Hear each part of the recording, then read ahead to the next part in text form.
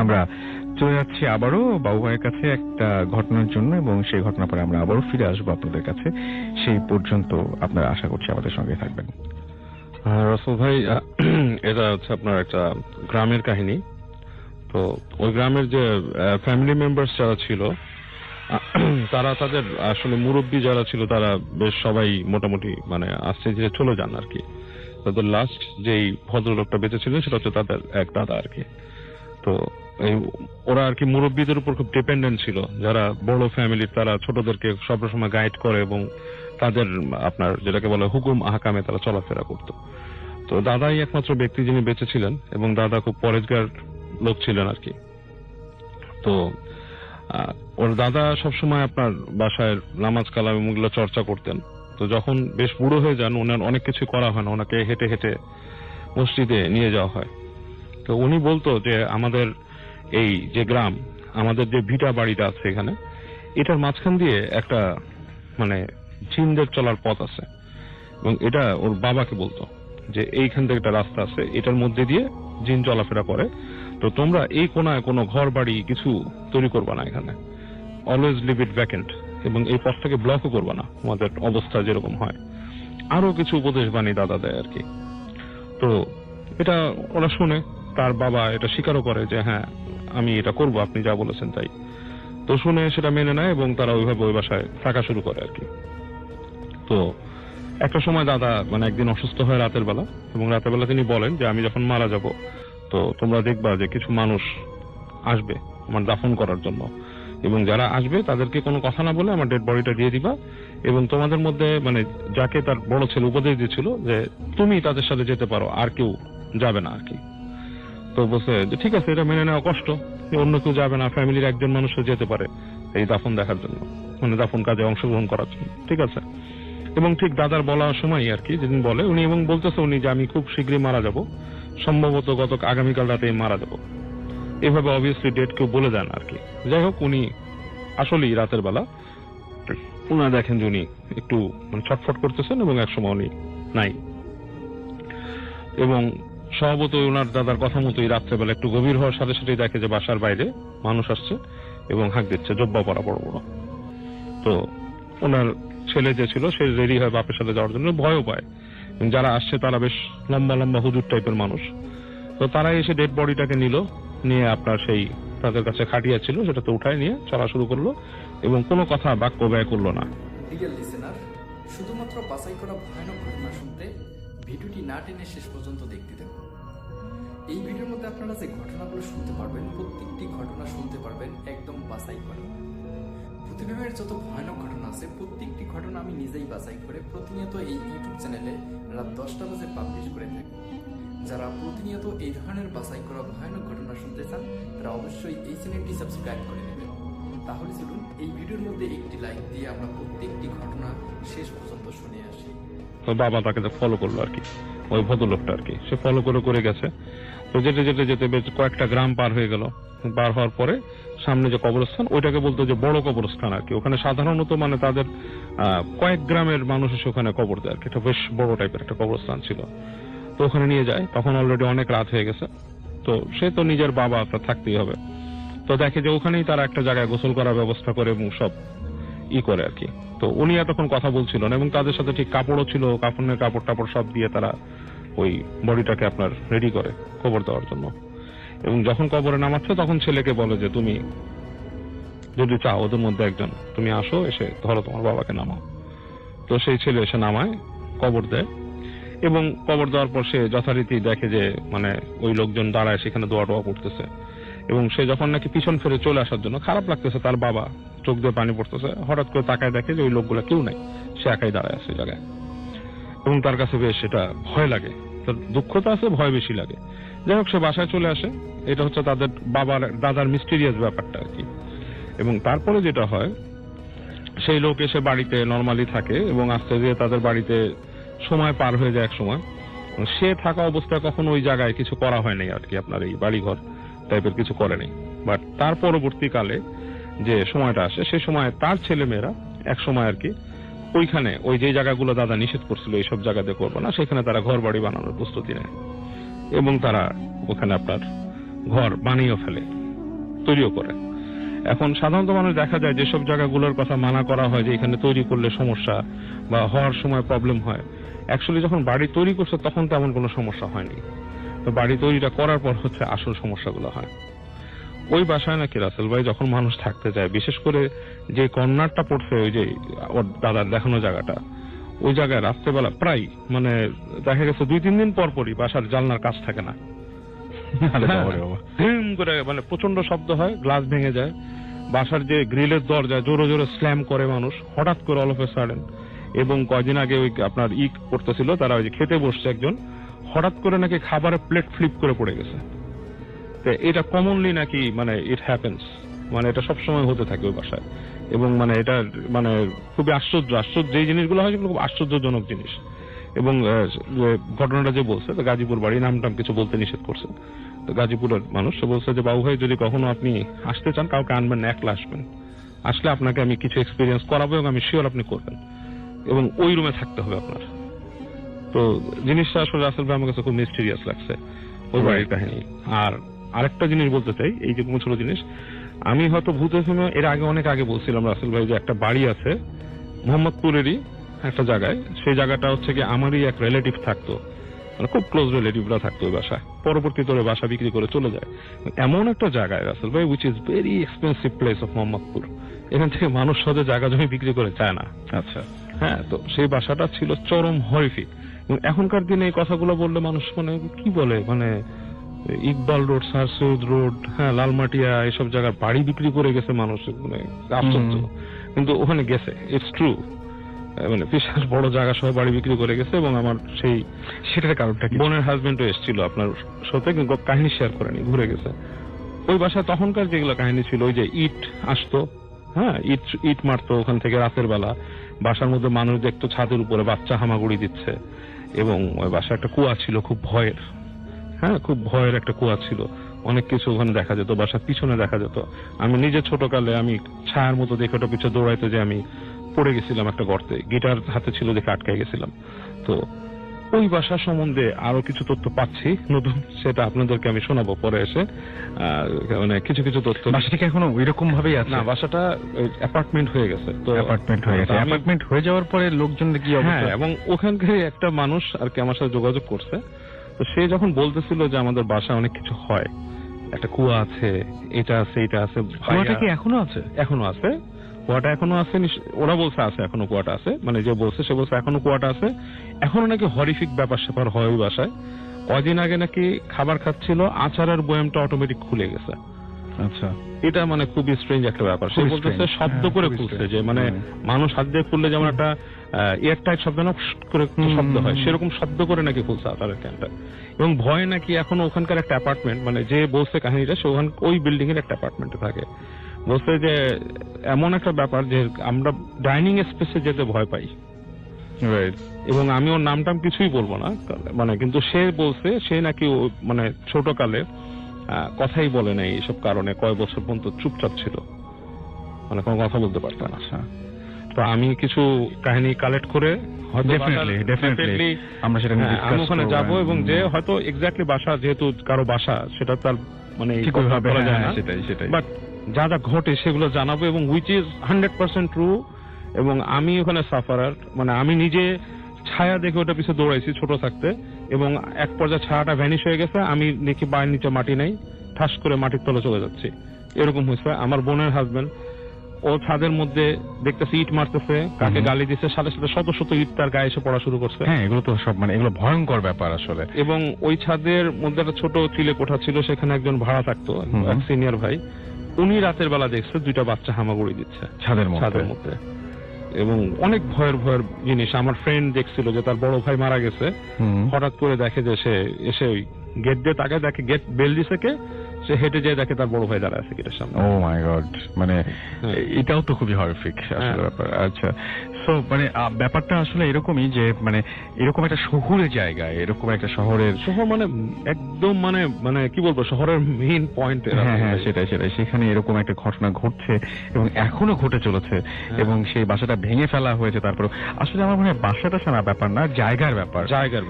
যেমন হচ্ছে যে অনেক সময় দেখা যায় যে মানুষজন বাসা চেঞ্জ করে তখন আর কিছু থাকে না, না চেঞ্জ করে অন্য বাসায় চলে গেল তখন সবকিছু নর্মাল নর্মাল হয়ে যায়। সবকিছু নর্মাল হয়ে যায়। এই জন্য বাসাটা একটা বিগ থিং। আমি মানে অ্যাকচুয়ালি চিন্তা করতে পারি নাই যে এই বাসাটা এত বছর পরে, মানে আজ থেকে ধরেন 20 বছর আগের ঘটনা বা 15-18 বছর। এবং মুশকিলটা হচ্ছে যে ওই দেখবেন যে হয়তো ওইখানে সবগুলো ফ্ল্যাটের মধ্যেও ঝামেলা নাই, ঝামেলা হয়তো আছে একটা দুটা ফ্ল্যাটে, কিন্তু সে আগের কথা যখন বলছি তখন ওই পুরো বাড়িটাতে সমস্যা ছিল। এবং আচ্ছা, বাড়িটা একটা বেসিক জিনিস কি, বাড়িটার নিচে ছিল একটা ক্লিনিক, ক্লিনিক ভাড়া দিয়েছিল এবং ওই ক্লিনিকের কারণেও আর অনেক ব্যাপার স্যাপার আছে রাসেল ভাই। ও আচ্ছা আচ্ছা, আমরা চলে যাচ্ছি আমাদের পরবর্তী ঘটনায়। আমাদের নতুন অতিথি আছে, আপনার নামটা একটু বলবেন?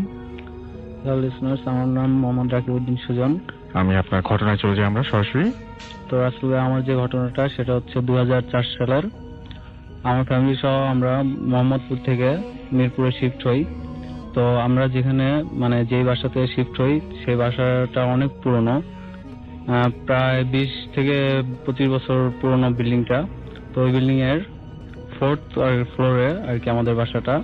তো আমাদের ফ্ল্যাটের পাশে আরেকটা ফ্ল্যাট আছে। আমরা ওই ফ্ল্যাটে শিফট হওয়ার পর কিছুদিন পর মানে আমরা অনেক দেরিতে আর কি খাবার দাবার করি, রাতের ডিনারটা। তো আমাদের বাসার যে মানে সবাই খাওয়া দাওয়া শেষ করে, তারপর আমি মাঝে মধ্যে রাতে একটু লেট করে খাওয়া দাওয়া করি।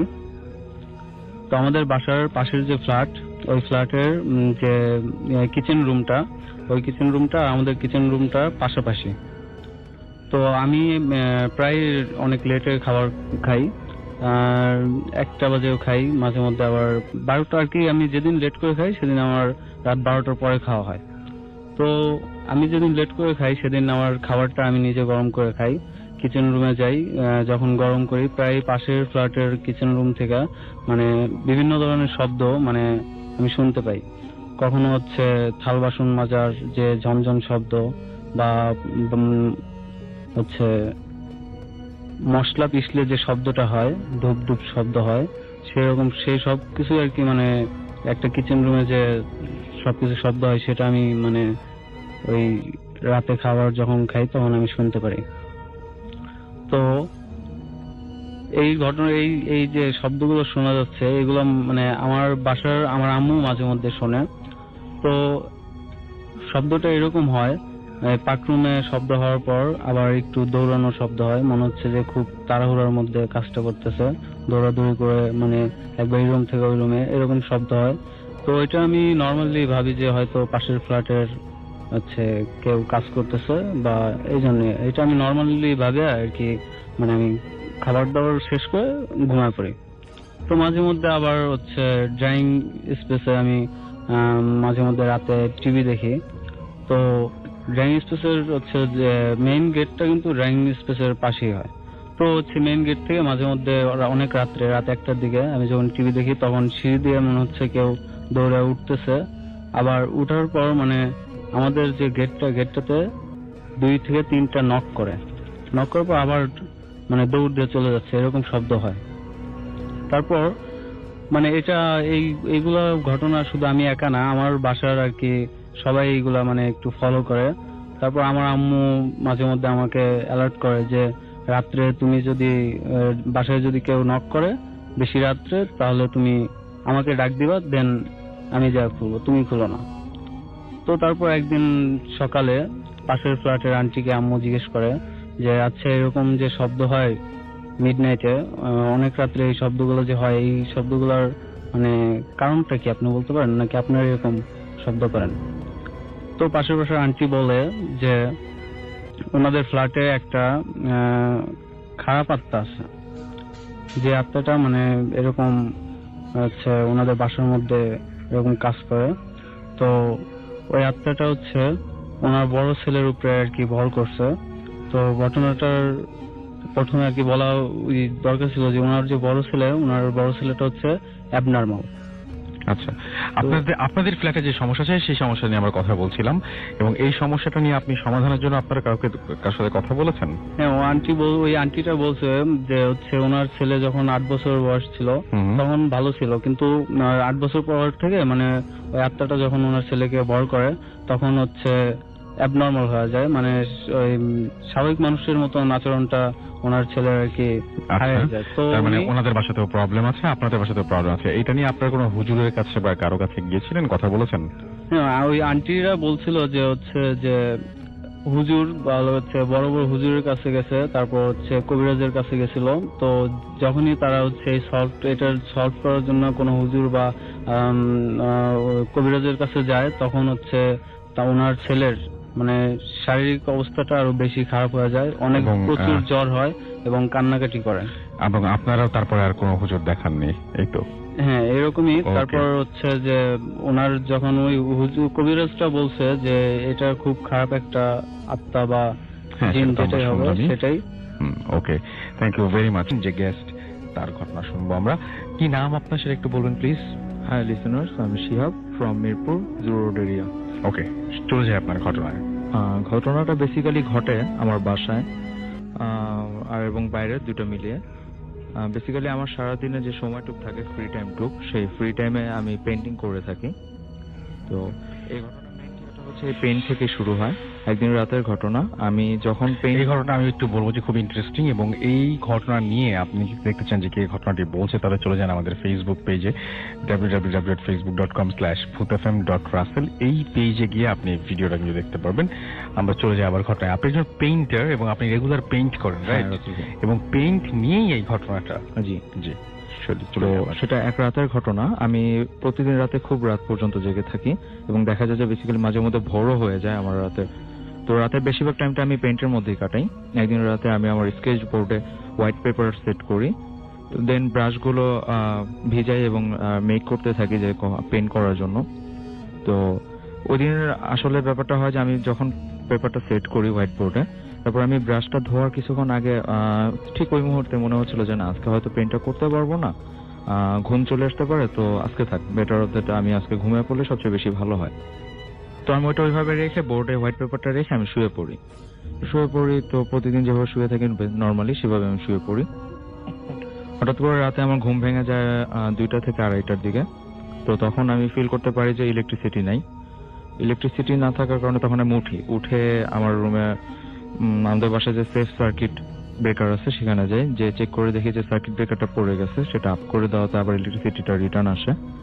তারপর আমি হালকা ওয়াশ হয়ে রুমে ফিরে আসি। তো আমার কাছে একটা টর্চ ছিল যেটা আমি সবসময় ইউজ করি। সেই টর্চটা দিয়ে দরকার পড়ে না লাইট জ্বালানোর, সেই টর্চটার সাহায্যে আমি আবার রুমে চলে আসি। রুমে এসে যখন বেডে যেতে নেই, তখন আমার কিছুটা হলো খেয়াল হয় যে টর্চের আলোতে আমি দেখলাম যে আমার স্কেচে যেটা ছিল সেখানে একটা পেইন্ট আছে। তো আমি ফার্স্টে এটা মানে করিনি। তো পরে মনে হলো যে না, একটু দেখি, উঠে দেখি, দেখার প্রয়োজন বোধ করলাম। সামনে যেয়ে দেখি যে হ্যাঁ, একটা পেইন্ট সেখানে আছে। তো এটা দেখে আমি আসলে রুমটা লক করে লাইটটা ওপেন করি যে আমি তো রাতে হোয়াইট পেপার রেখে ঘুমাইছিলাম, এখানে পেইন্ট আসলো কিভাবে। তো আবার পর মুহূর্তে মনে হয় হয়তো আমি পেইন্টটা করেই ঘুমাইছিলাম, আমার মনে আসতেছে না। বাট একটা জিনিস দেখে অবাক হয়ে, যেটা থেকে আমি শিওর হয়ে যায়, আমার প্রত্যেকটা পেইন্টে আমার সাইন থাকে, যেখানে আমি আর্ট দিয়ে সাইনটা করে রাখি। তো সাইনটা মিসিং নেই, ছিল, ওইখানে ছিল না। আর যে কারণে আমি আসলে বেশি শিওর হতে পারি পেইন্টটা আমার না। তাহলে আমার রুমে পেইন্ট কার বা কিভাবে? তো যেখানে দেখা যায় যে আমার রুমে আমি যে পেইন্টগুলো করে রাখছি, আমি আপনাকে আগে বলছি যে আমার পেইন্টগুলো আমি দেয়ালে রেখে দিই এবং গ্যালারি স্টাইলে সেগুলো ডিসক্রাইব করা থাকে। তো ওইখানে আমি দেখি যে না, এটা আসলে পেইন্টটা ঠিক আছে, বাট এই পেইন্টটা আমার না।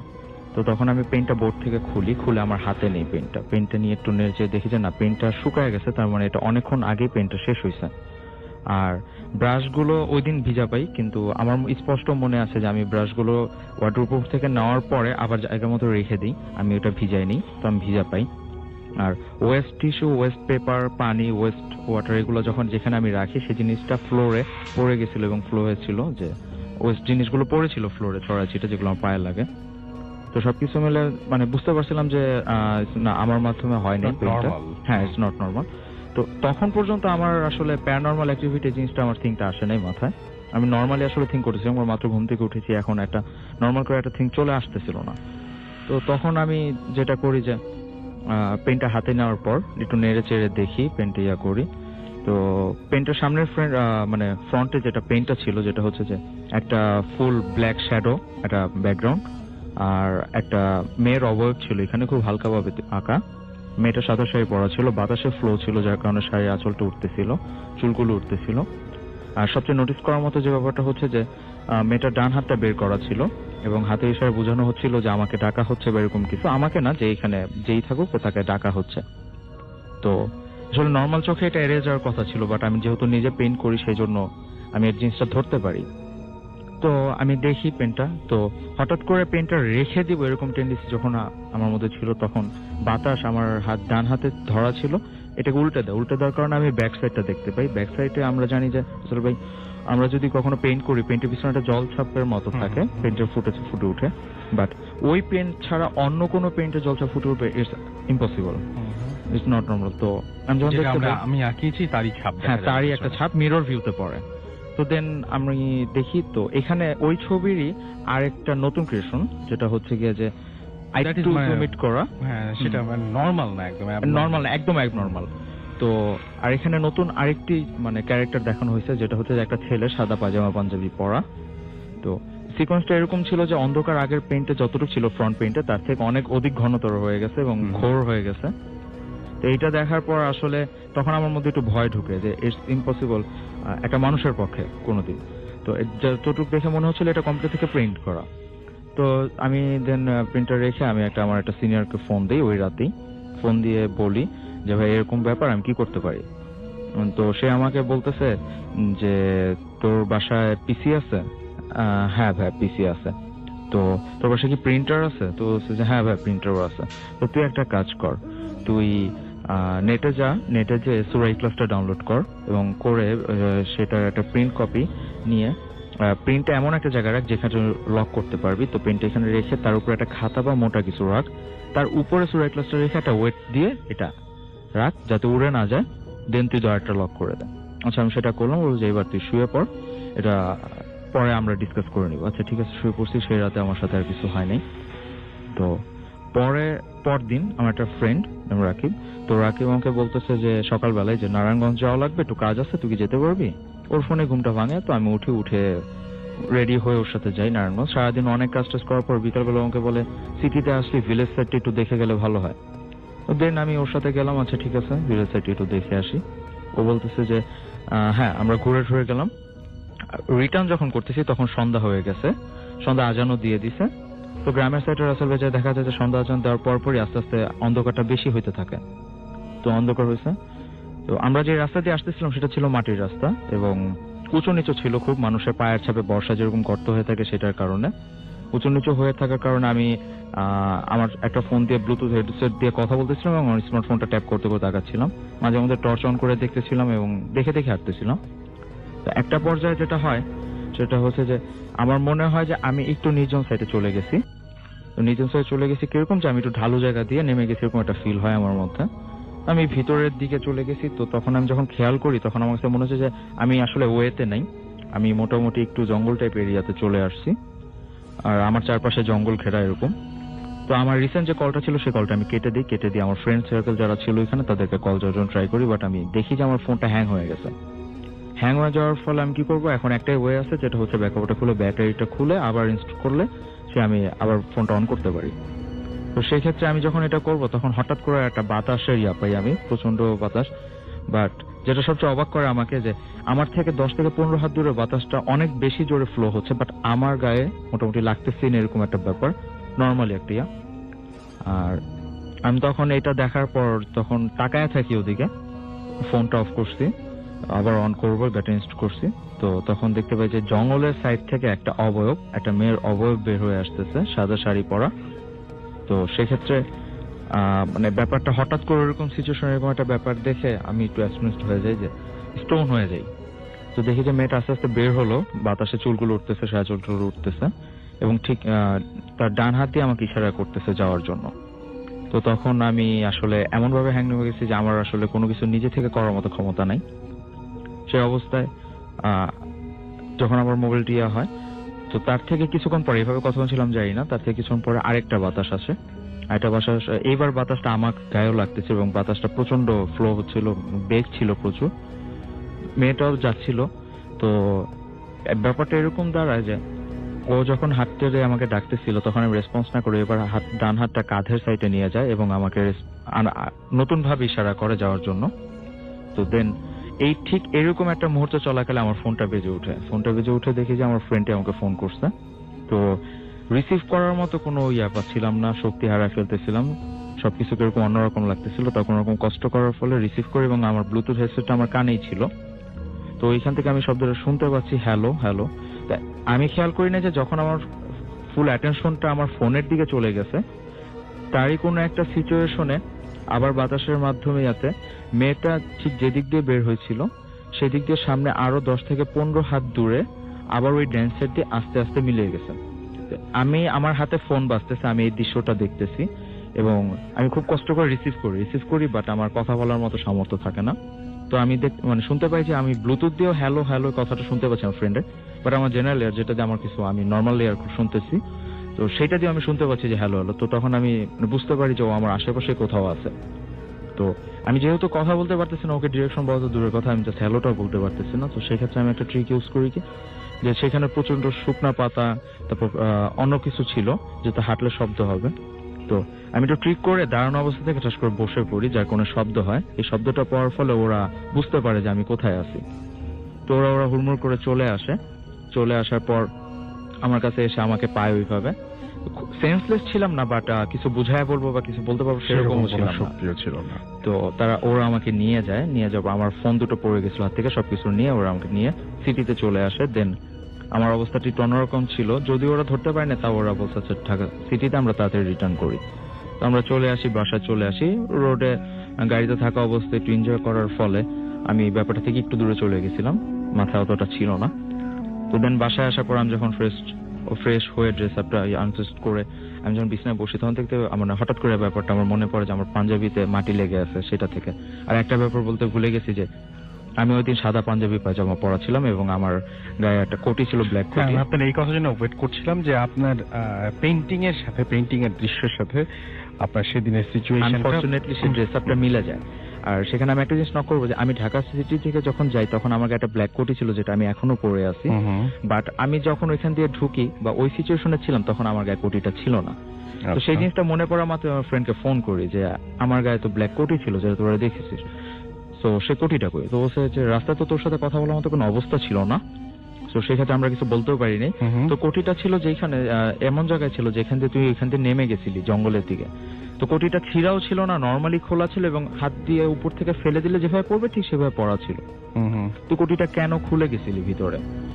তো আমি আর কিছু বলি নাই যে আমার আসলে না, আমি তো খুলে যাইনি বা এরকম কিছু মনে পড়তেছে না অবশ্যই কোটি আমার। তো আমি ফোনটা কেটে দেওয়ার পর আমি আসলে তখন আমার সবকিছু মনে পড়ে, আমি ড্রয়ারটা ওপেন করি।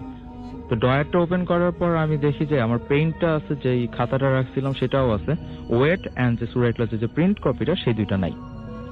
তো সাথে সাথে একটু ভয় পাওয়ার পর আমি চিন্তা করি যে আমাদের পার্শ্ববর্তী একজনের সাথে আমি ব্যাপারটা ডিসকাস করবো যে এরকম এগুলো নিয়ে তিনি চিন্তা ভাবনা করেন। তো সেই রাতে আমি যাই তার কাছে, পেইন্টটা নিয়ে যাই সাথে, নিয়ে যে বলি যে এরকম ব্যাপার এসে, তো বলছে তুমি পেইন্টটা আমার হাতে দাও। তো দেওয়ার পরে সে পেইন্টটা নিয়ে একটা বল, গামলা বলি আমরা যেটাকে, সেটার মধ্যে পানিতে পেইন্টটা চুবানোর পর সে পানিতে কিছু আয়াত করে ফু দেয় এন্ড কিছু গুঁড়া জিনিস, আমি বলতে পারি না সেগুলো কি, সেগুলো পেইন্ট পানির মধ্যে দেওয়ার ফলে কিছুক্ষণ পর আমার চোখের সামনে আস্তে আস্তে কাগজটা সাদা হয়ে যায়। বাট আনফরচুনেটলি সেখানে কোনো কালো কালির পানি বা কোনো সাদা কিছু ছিল না, পানিটা পুরো ফ্রেশ ছিল। তো এই ব্যাপারটা দেখে আমি সম্পূর্ণ অ্যাসমেস হয়ে যায়, তাকে জিজ্ঞেস করি যে আসলে কি ব্যাপার, যদি কালি দিয়ে আঁকা থাকে তাহলে এই পানিটা তো কালো হয়ে যাওয়ার কথা, সেক্ষেত্রে পানিটা ফ্রেশ থাকে কিভাবে এবং কাগজটা সাদা হয়ে যায় কিভাবে? তো বলতেছে তুমি যেরকম ধারণা করতেছো তোমার কালি থেকে এই প্রিন্টটা আঁকা হয়েছে, বাট না, আসলে এই চিত্রটা এটা থেকে আঁকা হয় না, এটা একটা অন্যরকম মানে অন্য জগতের অন্য কিছু দ্বারা এটা আঁকা হয়েছে। তো আমি বললাম যে হ্যাঁ সেটা আমি বুঝতে পারছি, কারণ পেইন্টটা আঁকা হয়েছে বাট আমার রুমেই আঁকা হয়েছে, বাট আমি আসলে ওইভাবে কোনো আমার যেটাতে আমরা পেইন্টটা রাখি, রংটা রাখি সরি, যেটাতে আমরা ব্রাশ থেকে রংটা নেই সেটা ইউজ হয়নি, যেটা দেখে বুঝতে পারছি কারণ সেটা অন্য জায়গায় ছিল। তো যাই হোক, তাকে এই কথাটা বলার পর সে আমাকে বলে যে, আমি বললাম যে তাহলে এটা কি ব্যাপারটা কি, আমি একটু ব্যাখ্যাটা জানতে চাই। তো বলছে যে ব্যাখ্যাটা হচ্ছে এরকম যে দেখো তোমার ফ্যামিলি সম্বন্ধে এবং তোমার বাসা সম্বন্ধে সবকিছু আমি জানি, আর তোমার ফ্যামিলির মানুষজন সবাই প্রায় 5 ওয়াক্ত নামাজি, তোমার বাবা একজন তাহাজ্জুদ নামাজ পড়েন। তো সেই ক্ষেত্রে একটা জিনিস হচ্ছে যে আমি তোমাকে একদম স্ট্রেটলি বলবো, আমাদের ইসলামে কোনো কিছুর ছবি আঁকা এবং কোনো কিছুর মূর্তি বা এরকম টাইপের কিছু, এগুলো হচ্ছে সম্পূর্ণ হারাম। তো সেই দিক থেকে তুমি যদি বলতে পারো এই ঘটনাটা ঘটছে তোমার সাথে একটা ভালো কিছুর থেকে একটা শিক্ষা ছিল, এরকম একটা কিছু। আর খারাপ দিক থেকে যদি তুমি বলতে চাও তাহলে আমি বলতে চাই তাহলে এইভাবে বলতে হবে যে তোমার ক্ষতি করার চেষ্টা করা হয়েছিল, বাট সেটা পারে নাই সম্পূর্ণরূপে। তো আমি তার কাছ থেকে ঘটনা শুনি, তো আমি জিজ্ঞেস করি তাহলে সেই আয়াতের সেই সূরাটার প্রিন্ট যেটা, সেই কাগজটা কোথায় বের করো? তো বলতেছে তোমাকে আমি একটা কথা বলি, তোমাদের ঘরে অনেক হাদিস কোরআন এগুলো আছে এবং নির্দিষ্ট একটা জায়গা আছে, সেটা আমি জানি। হ্যাঁ অবশ্যই। তো বলতেছে তুমি একটু কাজ করো, তুমি অজু করে সেইখানে যাও, যে দেখো যে ওইখানে তুমি জিনিসটা পেতে পারো। তো আমি অজু করে আমাদের আলমারিতে থাকে, সেখানে যে আমি প্রথম তাকটা খুঁজি, আমি পাই না। সেকেন্ড তাকে একটা ইসলামিক বই ছাপে, নামাজ শিক্ষা এরকম টাইপের একটা বড় বই, সেই বইটার নিচে আমি সেই প্রিন্টের কপিটা পাই সূরা ইখলাসে। আপনার এই ঘটনা কতদিন আগে ঘটেছিল? এটা ঘটেছে রোজার ঈদের কোরবানি ঈদের কিছুদিন আগে। আচ্ছা, এবং আপনি তারপর থেকে আপনি বলছেন যে আমি পেইন্টটা ছেড়ে দিছি, আর যেটা হচ্ছে পেইন্ট করলেও আমি মানুষের অবয়ব, প্রাণী বা এগুলোর পেইন্ট আমি করি। আপনার বাসায় সবাই জানেন এই ঘটনা? আপনার এই অবস্থা সবাইকে জানিয়েছেন পরে? আপনার বাবা মা সবাই? সবার কাছে বলতে আমাদের বাসায় এরকম ঘটনা প্রায় ঘটে, আমরা সবাই অবগত। আর আমাদের এলাকাতে আমার আরো কিছু ঘটনা ঘটছে আমার ভাই বোন সবার সাথে। তো এই ব্যাপারটা আমি শেয়ার করছি এখানে আপনার কাছে শেয়ার করার পর আমি ঘটনাটা শেয়ার করছি তাদের কাছে, আমি আগে থেকে কিছু বলিনি তাদের কাছে। আচ্ছা, খুব বেশি আগের ঘটনা না? খুব বেশি আগের ঘটনা না, রিসেন্টলি ঘটে যাওয়া। ওকে, থ্যাংক ইউ ভেরি মাচ আপনার ঘটনার জন্য। আপনার কাছ থেকে আমরা অনেক কিছু জানলাম। আপনার নামটা প্লিজ একটু বলবেন এবং আপনি বলবেন কোথা থেকে এসেছেন। Hello listeners, this is Raj and I came from Texas, Uttara. তো আমি যে ঘটনাটা বলবো, অ্যাকচুয়ালি এই ঘটনাটা অনেক আগের ঘটনা, আজ থেকে প্রায় 40 থেকে 50 বছর আগের ঘটনা। আমার নানার সাথে ঘটে যাওয়া একটা কাহিনী। আমার নানা অনেক ধার্মিক একজন লোক ছিল। তো একদিন উনি সকালবেলা নামাজ পড়ে বাসার দিকে আসছে, তো হঠাৎ করে একটা পাগলের সাথে দেখা হয়। উইদাউট ড্রেস একটা পাগল ছিল। তো পাগলটার সাথে যখন দেখা হয়, পাগলটা আমার নানাকে আটকিয়ে বলল যে তোর পকেটে টাকা পয়সা আছে, তুই আমাকে টাকা পয়সা দে, আমি অনেক ক্ষুধার্ত, আমার কিছু খেতে হবে, তুই আমাকে টাকা পয়সা দে। তো নানা তখন অ্যাভয়েড করে গেল, কেননা নানার কাছে খুব সামান্য পরিমাণে টাকা ছিল এবং উনি যেখানে যাচ্ছিল সেই টাকাটা দিয়ে ওনার একটা ইম্পর্টেন্ট কাজ করতে হতো। তো ব্যস্ত হয়ে উনি অ্যাভয়েড করে গিয়েছে। বাট সেই পাগলটা বলছিল যে তোর পকেটে টাকা আছে, তুই কেন না বলতেছিস? তো পাগলটা অ্যামাউন্টটা বলেছিল 1 টাকা শিকা। শিকা অ্যাকচুয়ালি অনেক আগের ঘটনা, তো হয়তো বা 5 পয়সা বা এরকম কিছু হতে পারে, এবং তখনকার সময় টাকার অনেক বেশি। শিকিটা অন্য জিনিস। আচ্ছা, তারপরে শুনি আমরা। টাকার অনেক বেশি মূল্য ছিল, কিন্তু আমার নানা অ্যাভয়েড করেছিল। কিন্তু এক্স্যাক্টলি নানার পকেটে তখন 1 টাকা 5 পয়সাই ছিল। তো নানা তখন টাকাটা দেয়নি। তো পাগলটা পরে বলেছিল যে তুই টাকাটা দিলি না, কাজটা ভালো হলো না। তো যাই হোক, নানা চলে যায়, এটা সে অ্যাভয়েড করে যায়, কারণ যেহেতু আমি ফার্স্টেই বলেছি নানা অনেক ধার্মিক লোক ছিল। তো সেদিন নানা যখন ইউনিভার্সিটি ক্লাস শেষ হলো, বাসার দিকে চলে আসবে, তখন তার এক টিচার বলতেছে যে তোমার সাথে কি আজকে কারো দেখা হয়েছিল রাস্তায়? তো নানা বললো যে স্যার, এরকম সকালবেলা আমার সাথে একটা পাগলের দেখা হয়েছিল, তো আমার কাছে টাকা চেয়েছিল, বাট সেই টাকাটা আমি দেইনি ওকে, আমি মিথ্যা কথা বলেছি। তো তখন ওই টিচারটা বলল যে তুমি কাজটা ঠিক করোনি। তো ওই টিচারটা একটা স্থানের কথা বললো যে এই জায়গায় তুমি যেতে পারো, যাও, এবং সেখানে গেলে তুমি কিছু দেখতে পাবে। তো এবং বললো যে তুমি সময়টা রাতে 10টা 11টা বা 12টার দিকে এমন টাইমে যাবে। তো নানার কাছে আসলে শিক্ষকদের অনেক বেশি মূল্য দিত। তো শিক্ষকের কথা অনুযায়ী সেদিন রাতের বেলা সে ঠিকই একটা বট গাছের নিচে গেল, এবং যখন গেল গিয়ে দেখতে পেল যে যেই পাগলটার সাথে নানার দেখা হয়েছিল সেই পাগলটা একটা স্থানে বসা আছে এবং চতুর্দিকে প্রচুর পয়সা ছিল।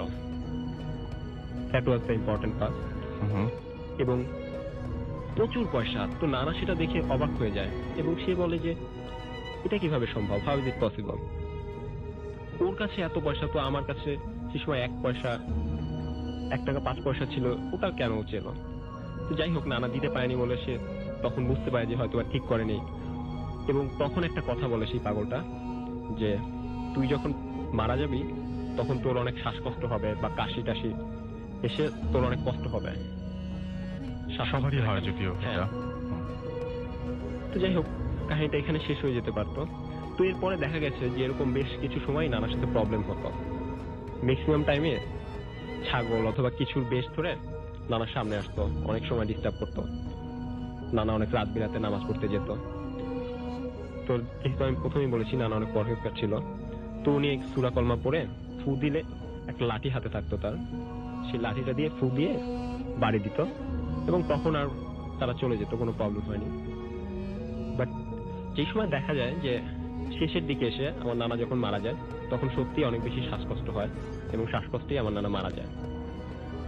এবং এরপরে যেটা হয়, এই কাহিনীটা এখানেও শেষ হয়ে যেতে পারতো, বাট একটা বংশ পরম্পরার একটা বিষয় চলে আসে যে আমার নানা মারা যাওয়ার বেশ কিছুদিন পরে আমার বড় মামার সাথে, দ্যাট মিনস আমার নানার বড় ছেলের সাথে হঠাৎ করে একদিন একটা পাগলের সাথে দেখা হয় এবং সেই পাগলটা উইদাউট ড্রেসে কমন টাইপ একটা পাগলই ছিল। তো আমার মামা দেখার পরে সে জানতো, কেননা এই কাহিনীটা আমার নানার সাথে ঘটার পরে নানা যখন নানুকে শেয়ার করে, নানু আবার তার ছেলে মেয়েদের সাথে বিষয়টা শেয়ার করেছিল।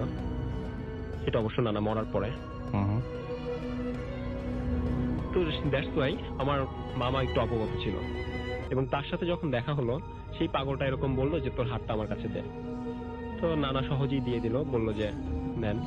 এবং পরে যেটা হলো, সেই পাগলটা আমার নানার বা হাতে একটা তাবিজ বেঁধে দিল এবং তাবিজটা বেঁধে দেওয়ার পরে বলল যে এই তাবিজটা কখনো যেন না হারায় এবং যতদিন পর্যন্ত এই তাবিজটা তোমার হাতে থাকবে, তোমার সাথে থাকবে, ততদিন পর্যন্ত তোমার অনেক ডেভেলপ হবে। তুমি চাকরি করো অথবা যেখানেই থাকো না কেন, তোমার লাইফে অনেক উন্নতি হবে। ওকে, থ্যাংক ইউ ভেরি মাচ। তাই হয়েছিল নিশ্চয়ই? হ্যাঁ। Okay. এবং পরে যেটা হয় যে তার কিছুদিন পরের থেকেই 1 সপ্তাহ বা 10 দিন পরেই সে একটা খবর শুনতে পারে তার একটা প্রমোশন হয় এবং অন্তর 3 মাস অন্তর তার প্রমোশন হতে থাকে। এবং হঠাৎ দেখা যায় যে কোন একটা সময় সে তার তাবিজটা হারিয়ে ফেলায় এবং সেই তাবিজটা হারানোর 2 থেকে 3 দিন পরেই তার সেই পুরো একটা বায়ার কোম্পানিতে চাকরি করত। তো সেই পুরো কোম্পানিটাই কোনো একটা প্রবলেম হওয়ার কারণে সেখানে চাকরি তো চলেই যায় মামার এবং সেই অফিসটাই পুরোপুরি ওখান থেকে বাদ হয়ে যায়। অনেক ধন্যবাদ আপনাকে আপনার ঘটনার জন্য। এবং আমি ছোট্ট একটা ঘটনা দিয়ে বাবু শুরু করি। আমরা আমাদের আজকের যে ঘটনাটা, এবং আপনি সে গতদিন যখন এসেছিলেন তখন কিছু ঘটনা বাকি ছিল, ছোট একটা ঘটনা দিয়ে শুরু করি, তারপর একটা বড় ঘটনায় যাবো। একটা ব্রেক নিতে হবে আমাদেরকে, কারণ আমরা প্রথম যে আমাদের যে ইয়েটা, সেটাতে আমরা ব্রেকটা সেই ব্রেকের দেরি করে নিয়েছিলাম। কতটুকু ছোট ঘটনা বলবো রাসেল ভাই? মোটামুটি আমাদের হাতে টাইম আছে 10 মিনিট। আচ্ছা, 10 মিনিট হলে আমি একটা ঘটনাই বলছি। হ্যাঁ, আচ্ছা, এই ঘটনা হচ্ছে আপনার জোহা ইসলামে। ও বলছে আপনার সিলেট থেকে ঘটনাটা বলছে আমাকে। এটা হচ্ছে তার চাচা চাচির ঘটনা। তো ঘটনার সময় ওর চাচা চাচি থাকতো হচ্ছে আপনার সিলেটের ফেঞ্চুগঞ্জে। সেখান থেকে পরবর্তীতে মুভ করে তারা সিলেটে চলে আসে, চাচা চাচি এবং কাজিন সবাই মিলে আর কি। তো ফেঞ্চুগঞ্জে যখন তারা থাকতো, একটা ছোট বাসা ভাড়া নিয়ে তারা থাকতো। বাসাটা ছিল ওখানকার মোফাসল টাউনে এবং বেশ ছোটখাটো একটা ছোট শহরের মতো আর কি। আচ্ছা, মোফাসল শহর।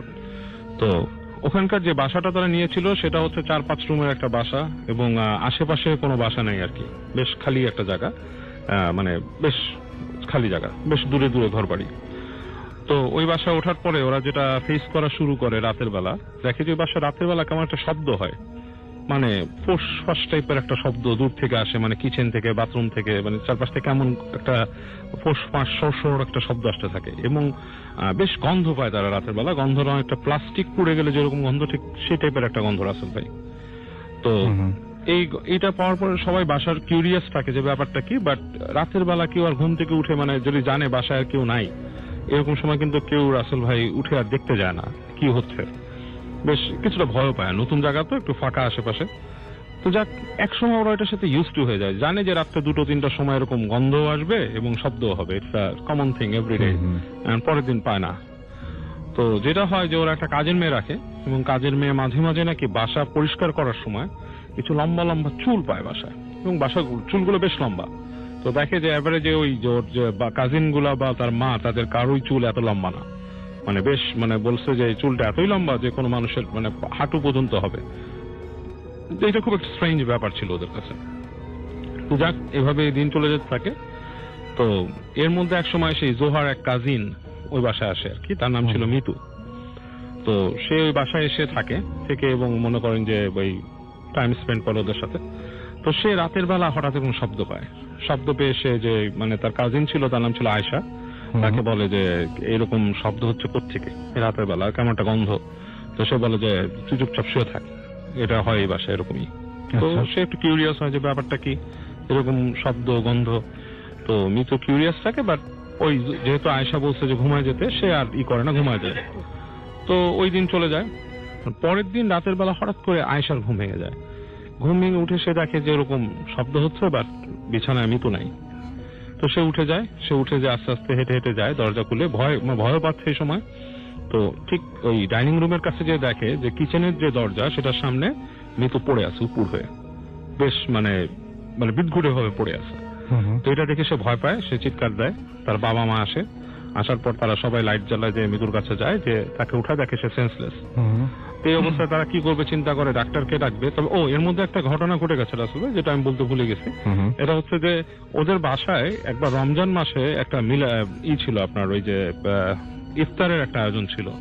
তো সেখানে এক মসজিদের হুজুররা আসে। তো বড় হুজুর নাকি ওর বাবাকে বলে গেছিল যে একা ডেকে আর কি পরে, যে আপনি বাসাটাকে বন্ধ করে দিয়েন, অথবা বাসায় আপনারা থাকাটা ঠিক হবে না, দুটোর একটা, হয় বাসা ছেড়ে দেন বা বাসাটাকে বন্ধ করে দিন। তো বলে কেন? বলে এখানে একটু সমস্যা আছে, আমার মনে হচ্ছে সমস্যা আছে, একটা প্রবলেম আছে এখানে। তো তার বাবা এই জিনিসটা শুনে বলে কি সমস্যা? বলে কিছু একটা আছে, আপনি দুইটার একটা করে না, হয় বন্ধ দেন নাহলে চলে যান বাসার থেকে। তো ওই জোহার যে আঙ্কেল ছিল, যে সে এটা না শুনে সে যেটা করে, যে সে ওই বাড়িওয়ালাকে বলে যে আপনার বাসায় নাকি এরকম সমস্যা আছে এবং আমরা তো আসলে এরকম শব্দ পাই।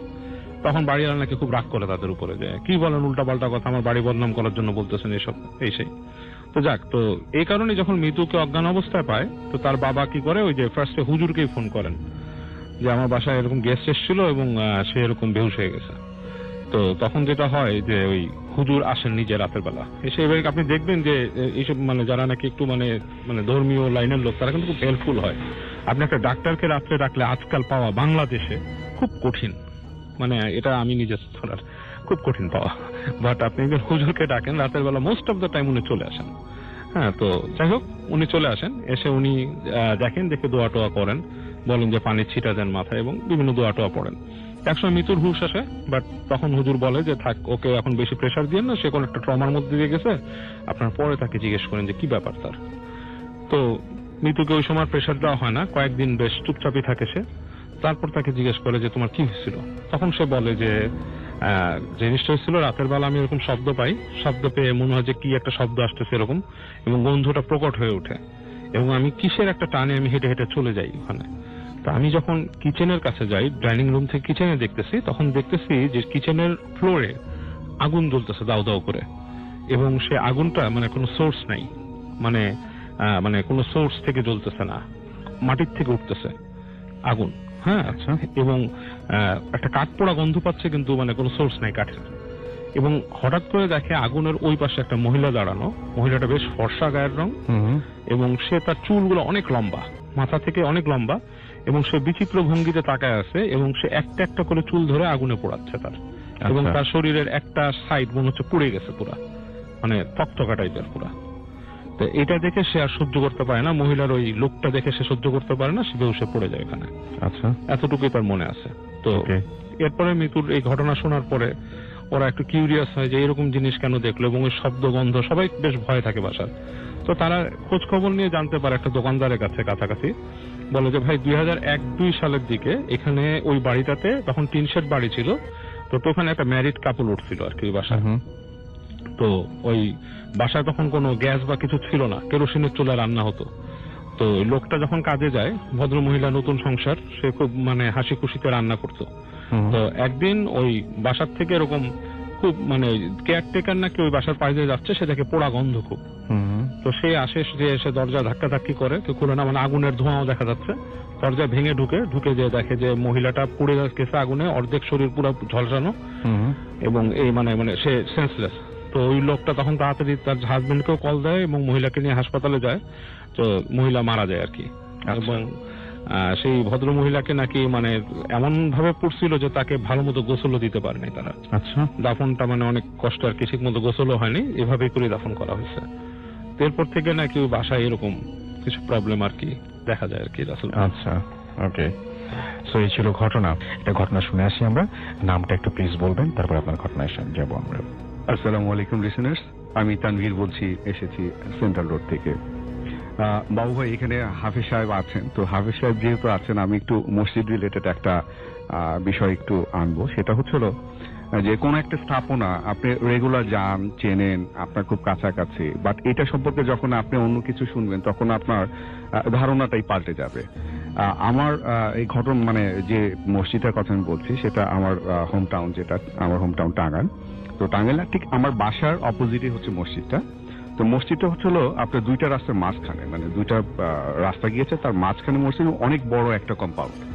তার মাঝখানে আপনার মাঝখানে মসজিদে একটা পাশে এক মাদ্রাসা আছে এখন, আর একটা পাশে হচ্ছিল ঈদগাহ, তার সাথে আবার একটা প্রাইমারি স্কুল আছে, যে স্কুলে আমি পড়েছি।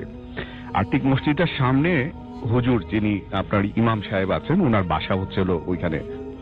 তার ঠিক সামনে রাস্তার সাথে লাগা হচ্ছিল আপনার কিছু দোকান আছে যেগুলো মসজিদ ভাড়া দিয়ে আছে। তো এই কিছুদিন আগে কোরবানি ঈদ হয়েছে, তো আমি একবার কোরবানি ঈদের 2-3 বছর আগে ছুটিতে আমি টাঙ্গাইল গিয়েছি। তো যাওয়ার পর সকালবেলা ফজরের রাখতে সময় আমি নামাজ পড়তে যাই মসজিদে যথারীতি, আমার বাসার সাথেই। তো নামাজ শেষ হওয়ার পরে সাধারণত ফজরের নামাজে ফরজ পড়ার পরে হচ্ছিল কিছুক্ষণ তসবিহ পড়া হয়, তারপরে ইমাম সাহেব দোয়া ধরেন। তো দোয়া শুরু করার আগে উনি খুব বয়স্ক এবং মানুষ, এবং খুব মানে আমরা ওনাকে খুব রেসপেক্ট করি। তো উনি বললেন যে দেখেন, আজকে তো ঈদের দিন, আপনাদের এখানে মুরব্বীরা অনেকে আছেন, আমি একটা কথা বলি, আপনারা একটু মনোযোগ সহকারে শুনে। তো বললে যে দেখেন, আপনারা তো আপনাদের যে ছেলে পেলে যারা আছে, সন্তানরা যারা আছে, আজকে ঈদের দিন গান বাজনা বাজায় এবং সারা রাত গান বাজনা বাজায়, এই মসজিদে তো আমরা ছাড়াও আরো অনেকে নামাজ পড়ে, তাদের অসুবিধা হয়। তো আপনারা যদি, আপনাদের প্রতি আমার অনুরোধ রইল যে আপনাদের যারা আপনাদের সন্তানরা বা যারা মিউজিক এইগুলো বাজায় রাখতে পারে, তো তারা যেন একটু কম বাজায় বা তাড়াতাড়ি শেষ করে দেয়, এটা নিরুৎসাহিত করলেন উনি। তো আমি বিষয়টা শুনলাম যে উনি যে কোটটা করলেন যে আমরা ছাড়া আরো অনেকে নামাজ পড়ে। তো এই বিষয়টা নেওয়ার পরে হচ্ছিল যে আমি অনেকগুলো সূত্র আমি একসাথে করলাম। জাস্ট ফার্স্ট হচ্ছিল অনেক ছোটবেলায় ওই যে মাঠটা, ঈদগাহ মাঠে, ওখানে আমরা খেলাধুলা করতাম, ক্রিকেট খেলতাম, অনেক কিছু খেলাধুলা করতাম, আমি খুব ছোট তখন।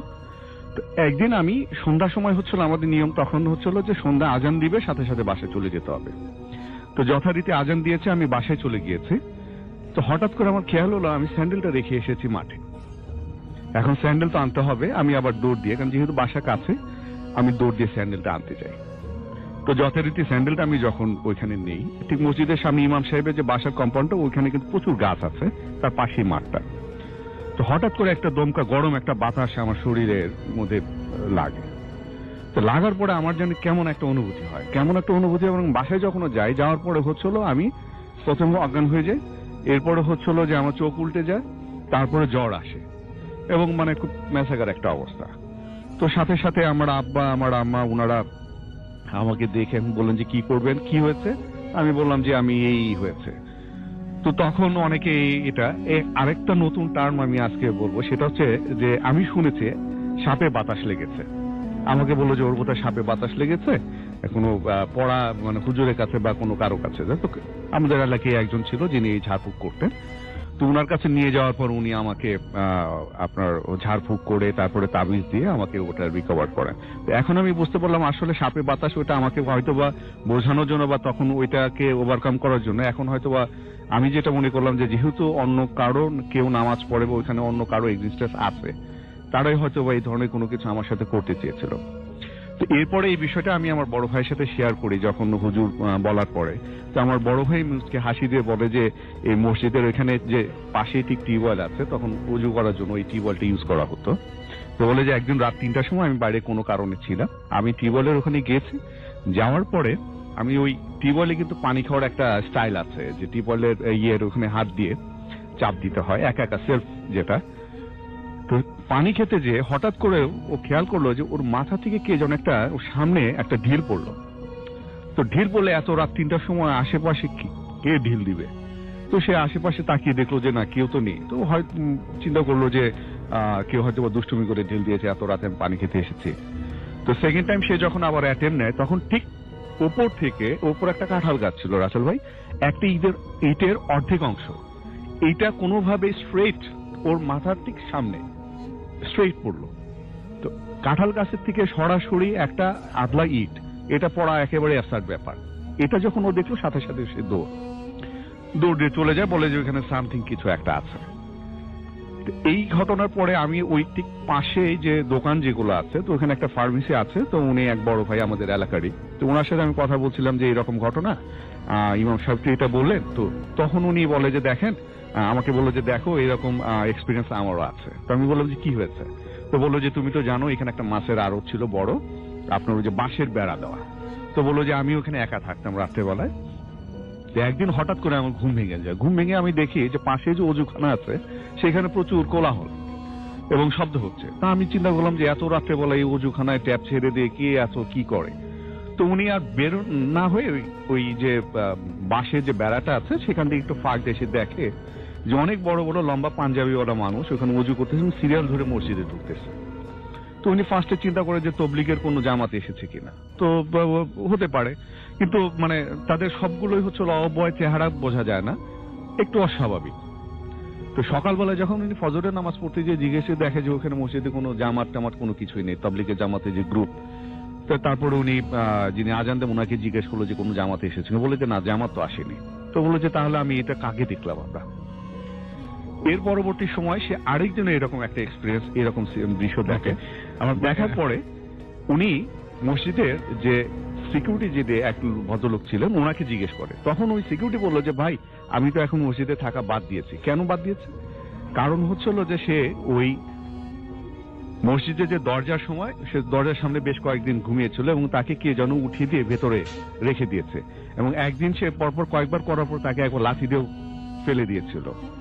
তো এই মসজিদটা 1817 সালে, দ্যাট মিনস 200 বছর আগে, এবং ইমাম সাহেবের ছেলেকেও পজেস করা হয় পরবর্তী সময়ে, আরো অনেক কিছু আমি শুনেছি।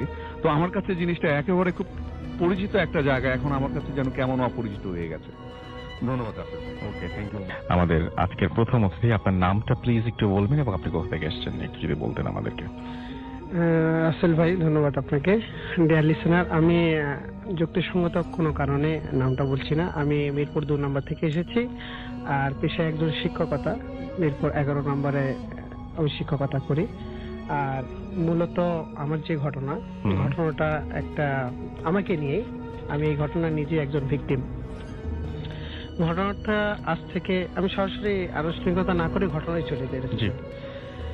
ঘটনাটা আজ থেকে 5 থেকে 6 বছর পূর্বে, যখন এমন এক সময় ছিল যে আমি জিন, ভূত এগুলোর প্রতি একটা কিউরিওসিটি আমার ভিতরে ছিল ছোটবেলা থেকে।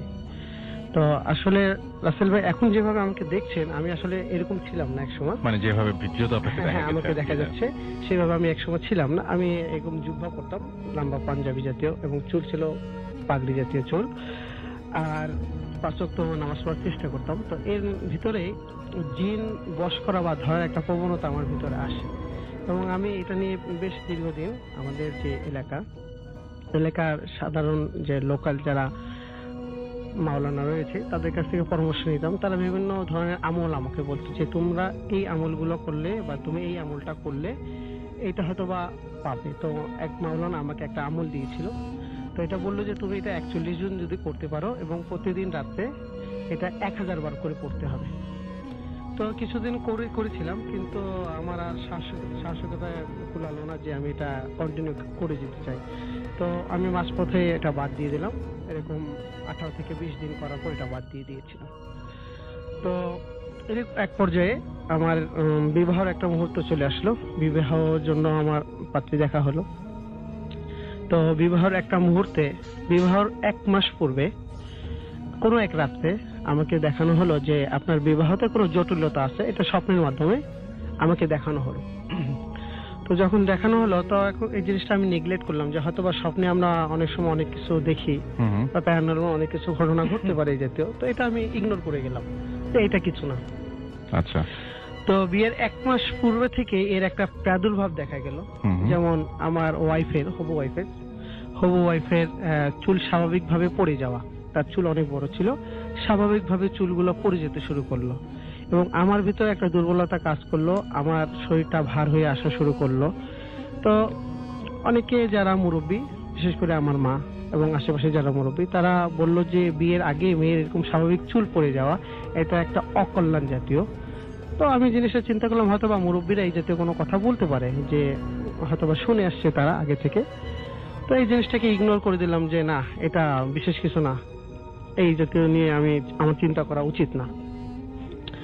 তো বিবাহ হলো আমার। বিবাহ হওয়ার পরে বিবাহের 18 দিনের মাথায় আমি কোনো একদিন আমার শ্বশুর বাড়ির দিকে যাচ্ছিলাম, যার পথে তার প্রথম সিমটম আমার ভিতরে দেখা যায়। সেটা হলো আমি যখন হাঁটতে যাচ্ছিলাম, হেঁটে হেঁটে যাচ্ছিলাম, তো এর আগে একটু বর্ণনা করে নিয়ে আসি ভাই। সেটা হলো আমার বাসা থেকে আমার শ্বশুর বাসার দূরত্ব 10 থেকে 15 মিনিট হেঁটে যেতে লাগে, আর রিক্সা গেলে 5 মিনিট যথেষ্ট। তো আমি হেঁটে হেঁটে যাচ্ছিলাম, তো যাওয়ার পথে হঠাৎ পায়ে আমার কাটা যেতে একটা জিনিস ফোটে। তো এটা আমি ইগনোর করি যে হয়তো বা কাটা যেতে কোনো জিনিস ফুটছে, থাক, এটা কিছু না, বিষয় কিছু না, চলে গেলাম। সেদিন রাতে স্বাভাবিক হলাম, সকালে আর আমি বেড থেকে উঠতে পারি না, আমার শরীরটা ভার হয়ে গেছে। আমি শরীর প্রতিটা পয়েন্টে বা জায়গাগুলো, বিশেষ করে জয়েন্ট পয়েন্ট যেগুলো, এগুলা প্রচুর পেইন শুরু হয়ে গেল। তো সেই অবস্থায় আমি উঠতে পারলাম না, কোনো রকম আমাকে ধরে উঠানো হলো। আমার ওয়াইফ আমাকে সহযোগিতা করলো উঠাতে। তো এক পর্যায়ে আমার বাবা বলল যে ডাক্তার দেখাতে। তো আমি আমাদের লোকাল যে ডাক্তারগুলো আগে খালিশপুর এলাকায়, আমি আগে বলিনি, আমি হলাম খালিশপুরের বাসিন্দা, এটা খুলনা অবস্থিত।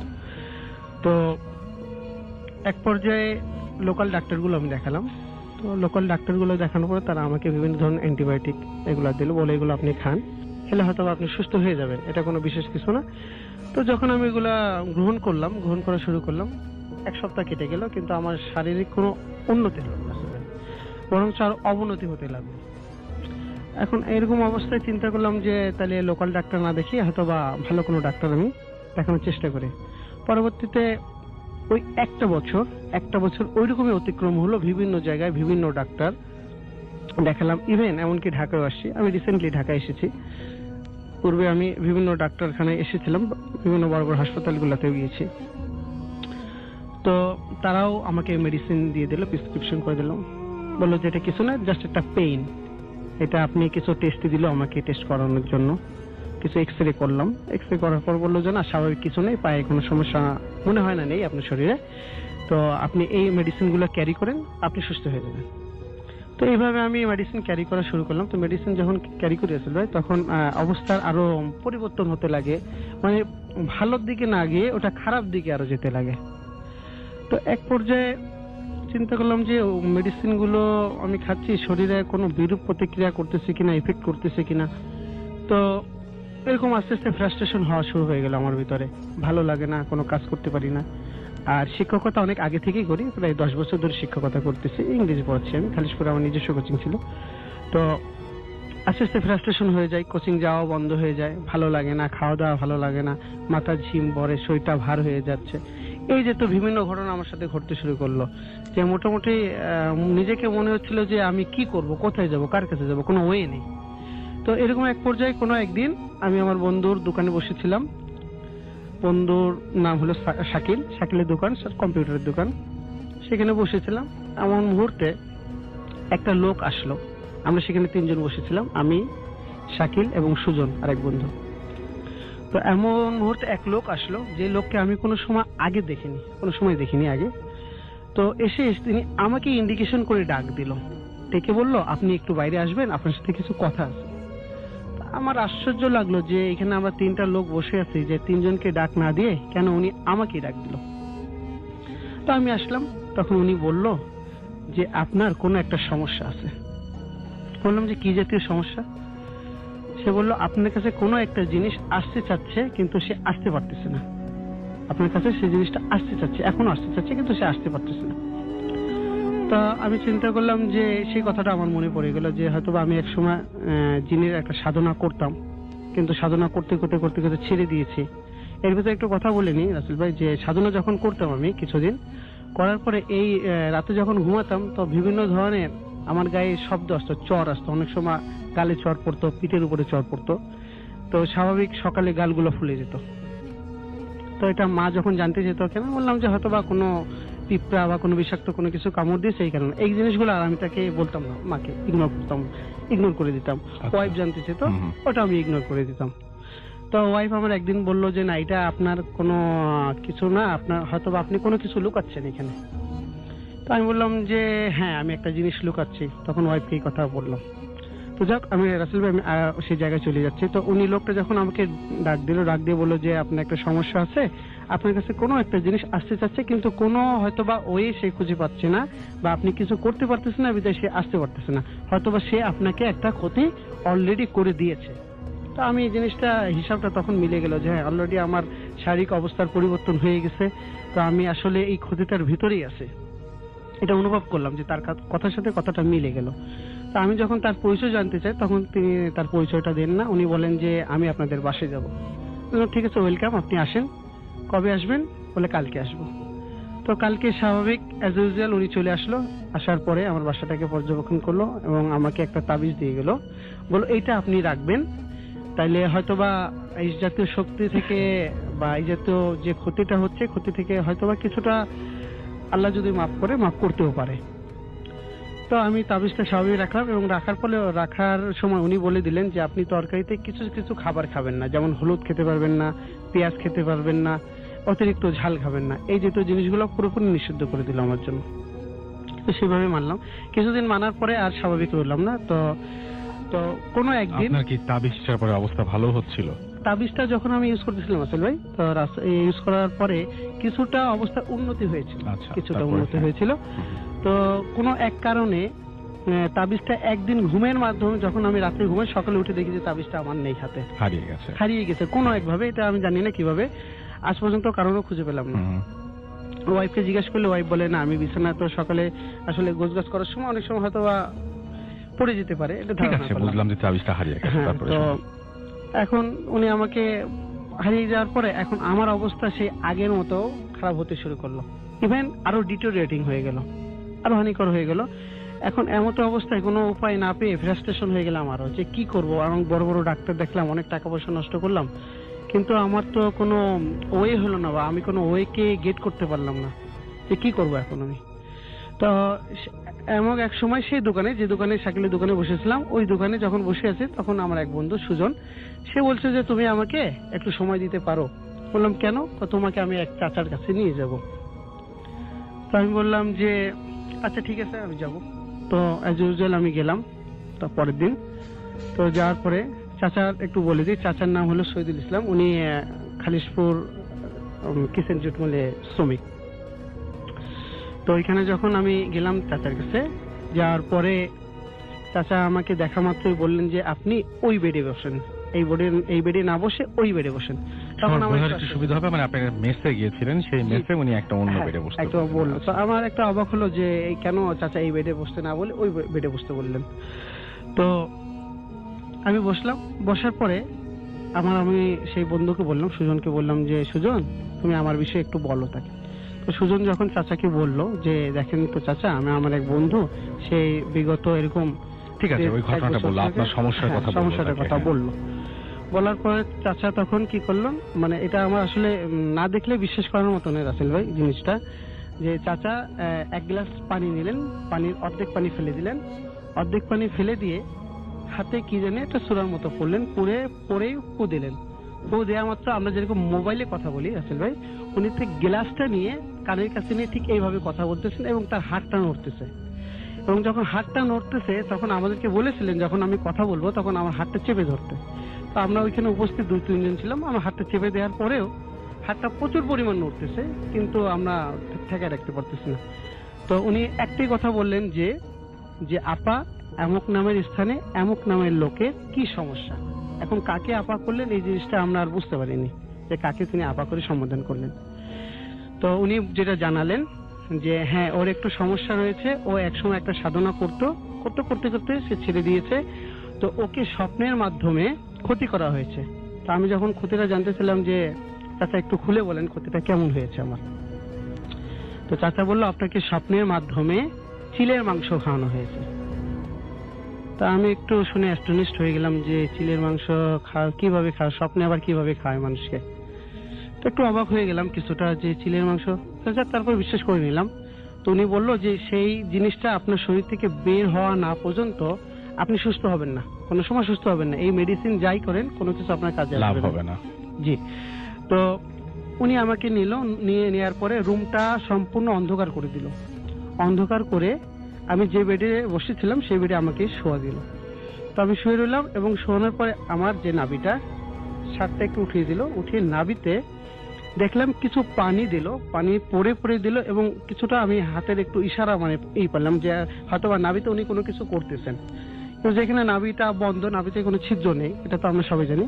কিন্তু কিছুক্ষণ পরে দেখলাম 5-7 মিনিট পরে দেখলাম আলো জ্বালানো হলো। আলো দেখলাম উনি আমাকে দেখালেন যে আপনার নাভি থেকে এই যে মাংসগুলো বের হয়েছে, প্রায় সেখানে মানে পচা মাংস, একটা মাংস প্রায় 100 থেকে 150 গ্রাম এরকম একটা মাংস একটা স্তূপ বের হলো ওইখান থেকে।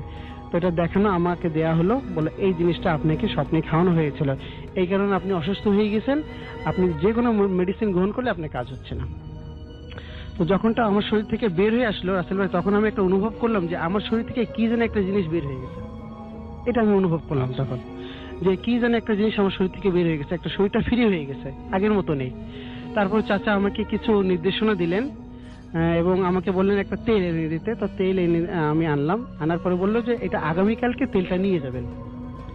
তো আমি চিন্তা করলাম যে তেলটা আমি দিয়ে আসলাম, তেলটা তো সঙ্গে সঙ্গে এর আগে যাদের কাছে গিয়েছিলাম, অনেক হুজুরের কাছে গেছে, যেটা আমি মাঝখানে বলতে ভুলে গেছি, তারা সঙ্গে সঙ্গে পরে ফু দিয়ে দিত তেলটা লাগানোর জন্য, সঙ্গে শরীরে যেখানে যেখানে সমস্যা আছে সেখানে আপনি লাগাবেন।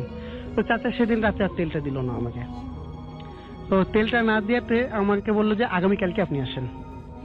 আমি যখন আগামীকালকে সেই বন্ধু সুজন বন্ধু ওকে নিয়ে আমি যখন আবার গেলাম সেখানে, তো তখন আমাকে তেলটা দেওয়া হলো এবং তেলে আমি দেখলাম যে ওইখানে কিছু আয়াত লেখা রয়েছে, সরিষা তেলে কিছু আয়াত লেখা রয়েছে ভিতরে।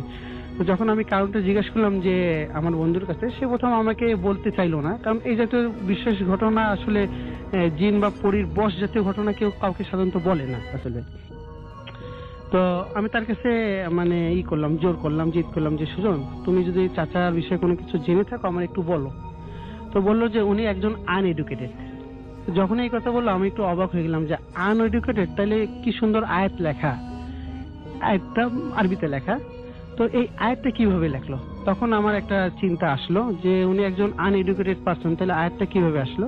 তো সে আমাকে বর্ণনা করলো যে এই জিনিসটা যখন হয় তখন রাত্রে ওই পরীরা এসে আয়াতগুলা লিখে দিয়ে যায় এবং চাচা সকালে ফজরের নামাজ পড়ে ওই আয়াতগুলা কেটে কেটে বোতলে ভরে দেয় এবং যার যেটা সেটা তাকে দিয়ে দেয় এবং ইউজ করতে বলে। এইভাবে অনেক মানুষ উপকার পেয়েছে, তো আমিও পেয়েছিলাম।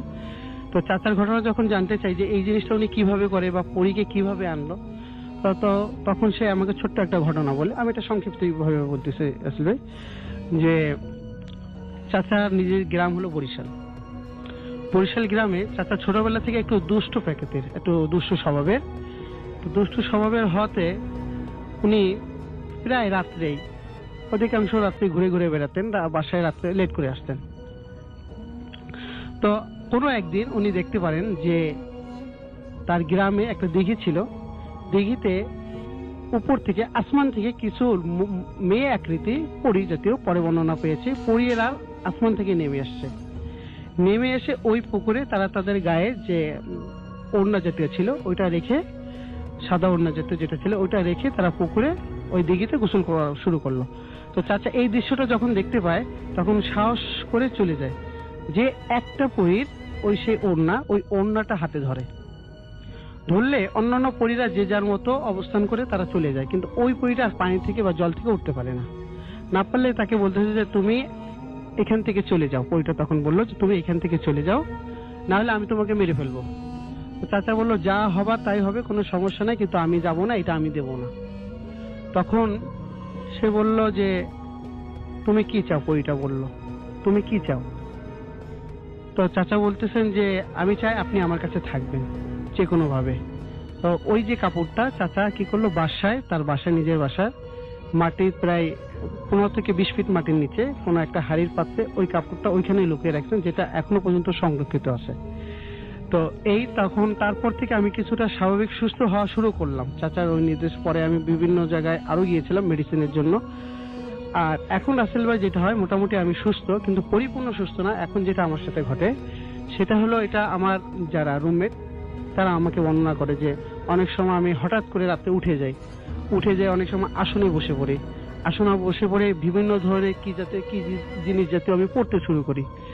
এইভাবে মোটামুটি এখন আমার দিন কাটাতে এখন মোটামুটি খুব সুস্থ না, এখনো অসুস্থ আছে। আর মাঝে মাঝে রাসেল ভাই এই জাতীয় সমস্যা দেখা দেয়, যেটা আমার ওয়াইফও আমাকে মাঝে বর্ণনা করছে। অনেক ধন্যবাদ আপনাকে আপনার ঘটনার জন্য। আসসালামু আলাইকুম রাসেল ভাই, আমি রাকিবুল আলম চয়ন বলছি। আমি বর্তমানে ইউএস এর লুজিয়ানা স্টেটের লেকচার হাউসে আছি। আমি একটা ব্যাংকে জব করতেছি। রাসেল ভাই, আমি ছোট থেকেই একটা জিনিস বিশ্বাস করতে চাইনি যে জিন ভূত বলে কিছু নাই। আমি সবসময় বিশ্বাস করছি না, কিছু একটা আছে। তো যাই হোক, আমি যতদিন বাংলাদেশে ছিলাম আমি কোনোদিন কোনো কিছু এক্সপেরিয়েন্স করিনি, আর আমি বিশ্বাসও করিনি যে দেশের বাইরে আসার পরে হয়তো এরকম কিছু একটা আমার জীবনে ঘটে যাবে। তো যাই হোক, আমি আরেকটা কথা বলতে চাই যে আমি এই বিষয়গুলোকে খুবই ভয় পাই। বিষয়গুলোকে। আমি ছোট থেকে কখনো একা ঘরে থাকতে পারতাম না, এখনো পারি না। এনিওয়ে, আমি সময় নষ্ট না করে যে ঘটনায় চলে যাই। এই ঘটনাটা আমার সাথে হয় 2013-এ। স্টেটটা ছিল আরকানসাস স্টেট, আর আমি তখন আরকানসাস স্টেট ইউনিভার্সিটিতে ছিলাম। তো সেখানে একটা কনভেনিয়েন্স স্টোর ছিল, আমি ওখানে পার্ট টাইম জব করতাম এবং অ্যাসিস্ট্যান্ট ম্যানেজার হিসেবে ওখানে ছিলাম। তো আমার শিফট ছিল 6 to 6, 6 নাইট টু 6 মর্নিং। আর আমার সাথে একটা কো-ওয়ার্কার থাকতো, রাতের বেলা যেহেতু স্লো। তো রেগুলারলি এরকম একদিন আমি যাই, তো সে আমাকে, আমার যে কো-ওয়ার্কার থাকে, সে আমাকে বলে যে এরকম আমি 12টা পর্যন্ত থাকবো, এরপরে থাকতে পারবো না, আজকে আমার একটা কাজ আছে, সে চলে যাবে। তো আমি বললাম ঠিক আছে, আমি হ্যান্ডেল করতে পারবো, কারণ 12টার পরে সাধারণত স্টোর খুবই স্লো হয়ে যায়, তো একটা মানুষ হ্যান্ডেল করতে পারে। আমি এরকম থাকলাম, 12টা হলো, সে চলে গেল, আমি আসি। আমি just slow time, slow motion, and there is no business. তো আমি বসে আছি। তো হঠাৎ আমি খেয়াল করলাম, আমি যেখানে আমার রেজিস্টারে দাঁড়ায় আছি, আমার সামনে 3টা মনিটর এবং বাইরে ভিতরে সবকিছু মিলায় প্রায় 35 to 40 সিসিটিভি ক্যামেরা। একটা ক্যামেরা আমার পার্কিং লটের দিকে আছে। তো আমি হঠাৎ দেখলাম যে একটা গাড়ি এসে পার্ক হলো, একটা ওল্ড মডেলের মাজদা। তো আমার কাছে লাগলো যে হয়তো কেউ বের হয়ে আসবে এরকম। তো আমি তাকায় আছি, কারণ আমি রাতের বেলা ক্যামেরার দিকে একটু বেশি আঁচ করি, কারণ আমার যেহেতু এটা ব্ল্যাক নেইবারহুড ছিল, তো আমার কাছে একটু ভয় লাগতো। আবার উপর থেকে ম্যানেজারও বলছে যে রাতের বেলা একটু কেয়ারফুল থাকতে, কারণ এই স্টোরে আগে অনেকবার রবারি হয়েছে। তো আমি এরকম দেখতেছি যে কি ব্যাপার, গাড়িটা এসে পার্ক হলো, 5 মিনিট হয়ে গেছে, 10 মিনিট হয়ে গেল, কেউ নামছে না কেন। পরে আমি জাস্টিফাই করার জন্য আমি আমার যে স্টোরের মেইন গেট সেটা আনলক করলাম। আমার ডেস্ক থেকে আনলক করা যায়, ওখান থেকে আমি ইলেকট্রিক আনলক করলাম, তারপর আমি হেঁটে গেলাম। তো গাড়িটা যেখানে পার্ক হয়েছে সেটা হচ্ছে স্টোরের একেবারে আরেকটা অপোজিট কর্নারে লাস্টের দিকে, আর আমার গেটটা হচ্ছে ঠিক অপোজিট দিকে ফার্স্ট কর্নারে। তো ওখান থেকে গাড়িটা একটু দূরে, প্রায় আপনার কিছুক্ষণ হেঁটে যেতে হয়, 10-12 কদম এরকম হেঁটে যেতে হয়। তো আমি বাইরে গেট থেকে মাথা টাই করে দেখলাম যে কি ব্যাপার, কেউ আসে নাকি। তখন আমি দেখলাম যে একটা কেউ বসে আছে গাড়ির ভিতরে। তো আমি মনে করলাম যে হয়তো বসে আছে, সে আসবে, কাস্টমার, রেগুলার কাস্টমার হতে পারে। তো এনিওয়ে, আমি জাস্ট ব্যাক করে আসলাম। আমি লক করে দিছি, কারণ আমি তখন ওখান থেকে লক করা যায়। আমি লক করে ভিতরে চলে আসছি, সময় পেয়ে যাচ্ছে, কেউ আসতেছে। তখন আমি আবার গেছি, আবার বাইরে যায় চিন্তা করলাম যে তাকে বলবো যে কি ব্যাপার, এখানে ওয়েট করতেছো কেন, এরকম সেরকম, না কিছু দরকার না থাকলে চলে যাও। আমি যখন প্রায় গাড়িটা থেকে অর্ধেক গেছি, তখন দেখি কেউ একজন গাড়ির ভিতরে বসে আছে, তার চেহারাটা আচ্ছা দেখা যাচ্ছে, পুরোপুরি ভিজুয়াল, ক্লিয়ার না। তো আমি তখন একটু আগাইলাম, যখন একটু কাছাকাছি দেখলাম, তখন পিছন থেকে যে একটি লাইট আছে, লাইট থেকে দেখতে পাচ্ছি, লাইটের আলো দেখতে পাচ্ছি যে একটা কালো বর্ণের মানুষ বলবো না, মানুষের মতো, ধরনটা মানুষের মতো, কিন্তু সে পুরোটাই কালো। ইভেন সে কি কালারের পোশাক পরে আছে আমি কিছু বুঝতে পারতেছি না। আর দেখতে পাচ্ছি যে গ্লাসটা হাফ উঠানো এবং একটা মানুষ। তো আমি তাকে বললাম যে কেউ চিল্লাইছে, সে উত্তর দেয় না, আমার দিকে তাকায় আছে। তো তাকায় থাকার পরে আমি আবার জিজ্ঞাসা করলাম কি হয়েছে, এখানে কি দরকার কি? তো সে কোনো অ্যান্সার দেয় না, সে আমার দিকে তাকায় আছে। তো আরেকটু যখন আগায় গেলাম গাড়ির প্রায় কাছাকাছি, তখন দেখি সে যতই আগাই সে আমার দিকে বড় বড় চোখ করে তাকায় এবং বুঝতে পারলাম সে তার চোখটা পুরাই লাল এবং সাদার কোনো ওখানে অংশই নাই, পুরোটাই লাল চোখ। এবং যতই আমি আগাচ্ছি তার দিকে সে আমার দিকে চোখ বড় বড় করতেছে। আমি তখন মানে অতটা তখন আমি বুঝিনি যে কি হচ্ছে ব্যাপারটা। আমি মনে করলাম হয়তো এখানে অনেকে ব্ল্যাক নেইবারহুড আশেপাশে আসছে, অনেকে ড্রাগস নিয়ে হয়তো বা এখানে দেখা যাচ্ছে আসে মাতাল হয়ে পড়ে আছে, যার কারণে আমি 911 ফোন দিলাম। ফোন দেওয়ার পরে অফিসার আসলো, আমি ততক্ষণে ভিতরে চলে আসছি, স্টোরের ভিতরে। অফিসার আসলো, এসে আমাকে বলতেছে যে হোয়াটস গোয়িং অন। আমি বললাম যে এরকম এরকম, এই পার্ক করে প্রায় 15-20 মিনিটের মতো দাঁড়ায় আছে, এখানে কি করতেছে আমি বুঝতে পারতেছি না, আমি সেফ ফিল করতেছি না, যার কারণে আমি ডাকছি। তো ওরা বললো ঠিক আছে আমি চেক করতেছি। তো ও যখন গেছে ও যাই দেখে যে গাড়ির ভিতরে কেউ নেই, এটা পুরো খালি। ও আমাকে এসে বলছে যে কেউ তো নেই গাড়ির ভিতরে। আমি বললাম যে আজব কথা, আমি তো দেখলাম গাড়ির ভিতরে একজন আছে। আমি খুব কাছে যাই দেখছি এবং তাকে বোঝানোর চেষ্টা করলাম যে হয়তো সে একটু ড্রাঙ্ক ছিল বা ও অ্যাডিক্টেড ছিল। এনিওয়ে সে বললো যে না, গাড়ির ভিতরে কেউ নাই। আমি পুরা সব সামনে পিছনে পুরোটা চেক করছি, চেক করে দেখছি কেউ নাই। তো সে এটা বলে সে বললো ঠিক আছে, যদি আবার প্রয়োজন হয় কল দিও, এ কথা বলে চলে গেল। পরে আমি আমার সিসিটিভি ক্যামেরাটা করলাম, আমি জুম করলাম, আমার ওখানে সিস্টেম ছিল, জুম করলাম। জুম করে আমি যখন দেখি যে সে উপরের দিকে ক্যামেরার দিকে তাকায় আছে, কারণ যে ক্যামেরা একটা ক্যামেরা তার ঠিক গাড়ির যে উইন্ডশিল্ডটা ছিল সেদিক তাক করে আছে, তো সে ওদিকে তাকায় আছে এবং আমি তাকে পুরো বুঝতে পারতেছি যে সে একজন কেউ বসে আছে ভিতরে। তো আমি তখন একটু ভয় পাইছি। ভয় পাওয়ার পরে আমি কি করলাম যে আমি আবার ফোন দিছি পুলিশকে। তার কিন্তু যাওয়ার প্রায় 5 থেকে 6 মিনিট হয়েছে। তখন আরেকজন আসলো, সাথে ও আসলো, ওই যে পুলিশটা আগে আসছিল সেও আসলো এবং আরেকজন আসলো, যেহেতু সেকেন্ড কল ছিল। তো দুইজন এসে বললো যে আবার চেক করলো। আমি ভিতরে আছি, কারণ আমি এবার ভয় পাইছি একটু। তো তারা এসে আমাকে রিপোর্ট করলো যে কি ব্যাপার, কেউ তো নাই ভিতরে, তুমি এরকম করে কি করতেছো? তখন আমি বললাম যে ঠিক আছে, আমি আপনাকে প্রুফ দেখাচ্ছি, আমার ক্যামেরার ভিডিওটা রিপ্লাই করতেছি। রিপ্লাই করলো, হ্যাঁ তারপরে দেখতে পারবেন যে ভিতরে কেউ একজন আছে, আমি দেখছি এটা ক্যামেরা থেকে। তো ওরা বললো ঠিক আছে চলো। তো আমি ওদেরকে পিছনে ম্যানেজারের রুমে নিয়ে গেলাম, কারণ ম্যানেজারের রুমটা হচ্ছে মেইন ক্যাশিয়ার এরিয়া থেকে পিছনের দিকে ছিল। তো পিছনে যখন নিয়ে গেলাম, নিয়ে যাওয়ার পরে আমি ভিডিও রিপ্লে করতে চাই, কিন্তু রিপ্লে হয় না, কারণ আমার সিস্টেম বলতেছে, সিসিটিভি যে সিস্টেমটা ছিল ডিভিআর, সেটা বলতেছে যে মেমোরি লস। তো আমি 3-4 বার ট্রাই করলাম প্লে করার জন্য, কিন্তু প্লে হচ্ছে না। আমি এরপরে মানে ওরাও ব্যাপারটাকে গুরুত্ব দিল না। ওরা মনে করতেছে যে আমি হয়তো লং আওয়ার কাজ করছি, যার কারণে হয়তো আমার মাথাটা খারাপ হয়ে গেছে। তো ওরা এরকম আর কি সান্ত্বনা দিয়ে চলে গেল। যাওয়ার পরে আমি এরকম দরজাটা বন্ধ করে, খুবই ভয় পেয়েছি তখন, আমি বন্ধ করে আমি পিছনের দিকে ফিরে যখন আমি আসছি রেজিস্টারে, গাড়ি কিন্তু তখনও ছিল, যখন তারা পুলিশগুলো বের হয়ে গেছে। আমি পিছন ফিরে আসছি, এসে যখন আমার জায়গায় আমি দাঁড়াইছি দেখি গাড়িটা নেই। এই 20 সেকেন্ড এর মধ্যে গাড়িটা কোথায় গেল, পুরো গাড়িটাই গায়েব। এরপরে আমি প্রচুর পরিমাণে ভয় পাই। এরপরে আমি পিছনে চলে যাই। পিছনে চলে যাওয়ার পরে ম্যানেজার রুমে আমি লক করে দিয়ে চুপচাপ বসে থাকি। ঠিক 6 o'clock যখন হয়ে যায়, তখন আমার ফোনে দরজা লক পেয়ে আর একটা ওয়ার্কার সে এসে আমাকে ফোন দেয় যে কি ব্যাপার, দরজা লক কেন স্টোরের? আমি তখন তাকে পুরোটা খুলে বলি। তো এরপরে আমি যেটা শুনতে পাই যে আমি যখন জয়েন করছি তার থেকে 1 বছর আগে পিছনে একটা নেইবারহুড ছিল, সেখানে একটা অ্যাপার্টমেন্টে একটা লোক পুড়ে মারা যায়। মানে কিভাবে বাড়িতে আগুন লাগে কেউ জানে না, পুড়ে মারা যায়। তারপরে এরকম অনেক ঘটনা ঘটে, স্টোরের ভিতরে ঘটে না, সবসময় স্টোরের বাইরে ঘটে। বেশিরভাগ জিনিস ঘটতো পার্কিং লটে, এবং যে ঘটনাটা আজকে ছিল সেটা পার্কিং লটের উপরেই ছিল।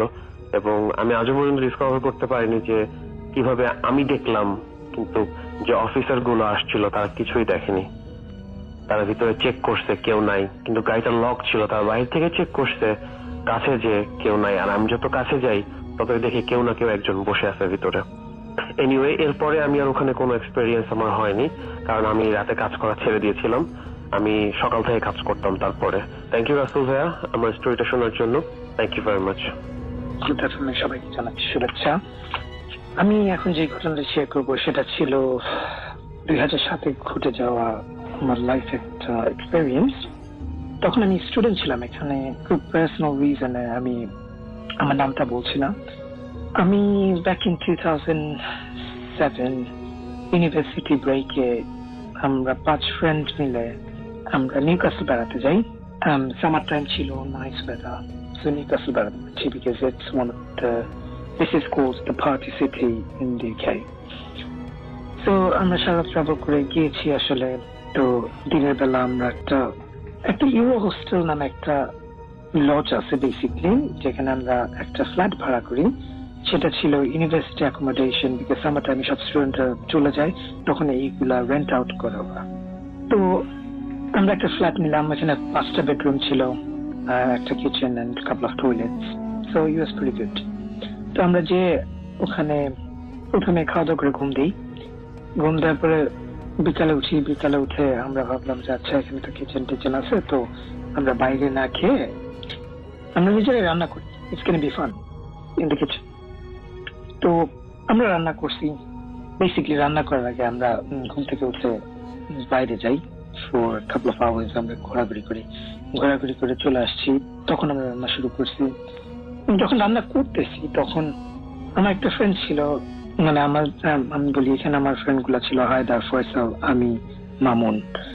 তো এনিওয়েজ, তো হঠাৎ করে হায়দার আমাকে বলে যে বিকজ আমাদের কিচেনের ডোরটা ছিল এমন যেখানে সামনে একটা গ্লাস দেওয়া, যে ওই পার থেকে সবকিছু দেখা যায়, মানে ডোর ওই সাইডে কে আছে বা কিছু।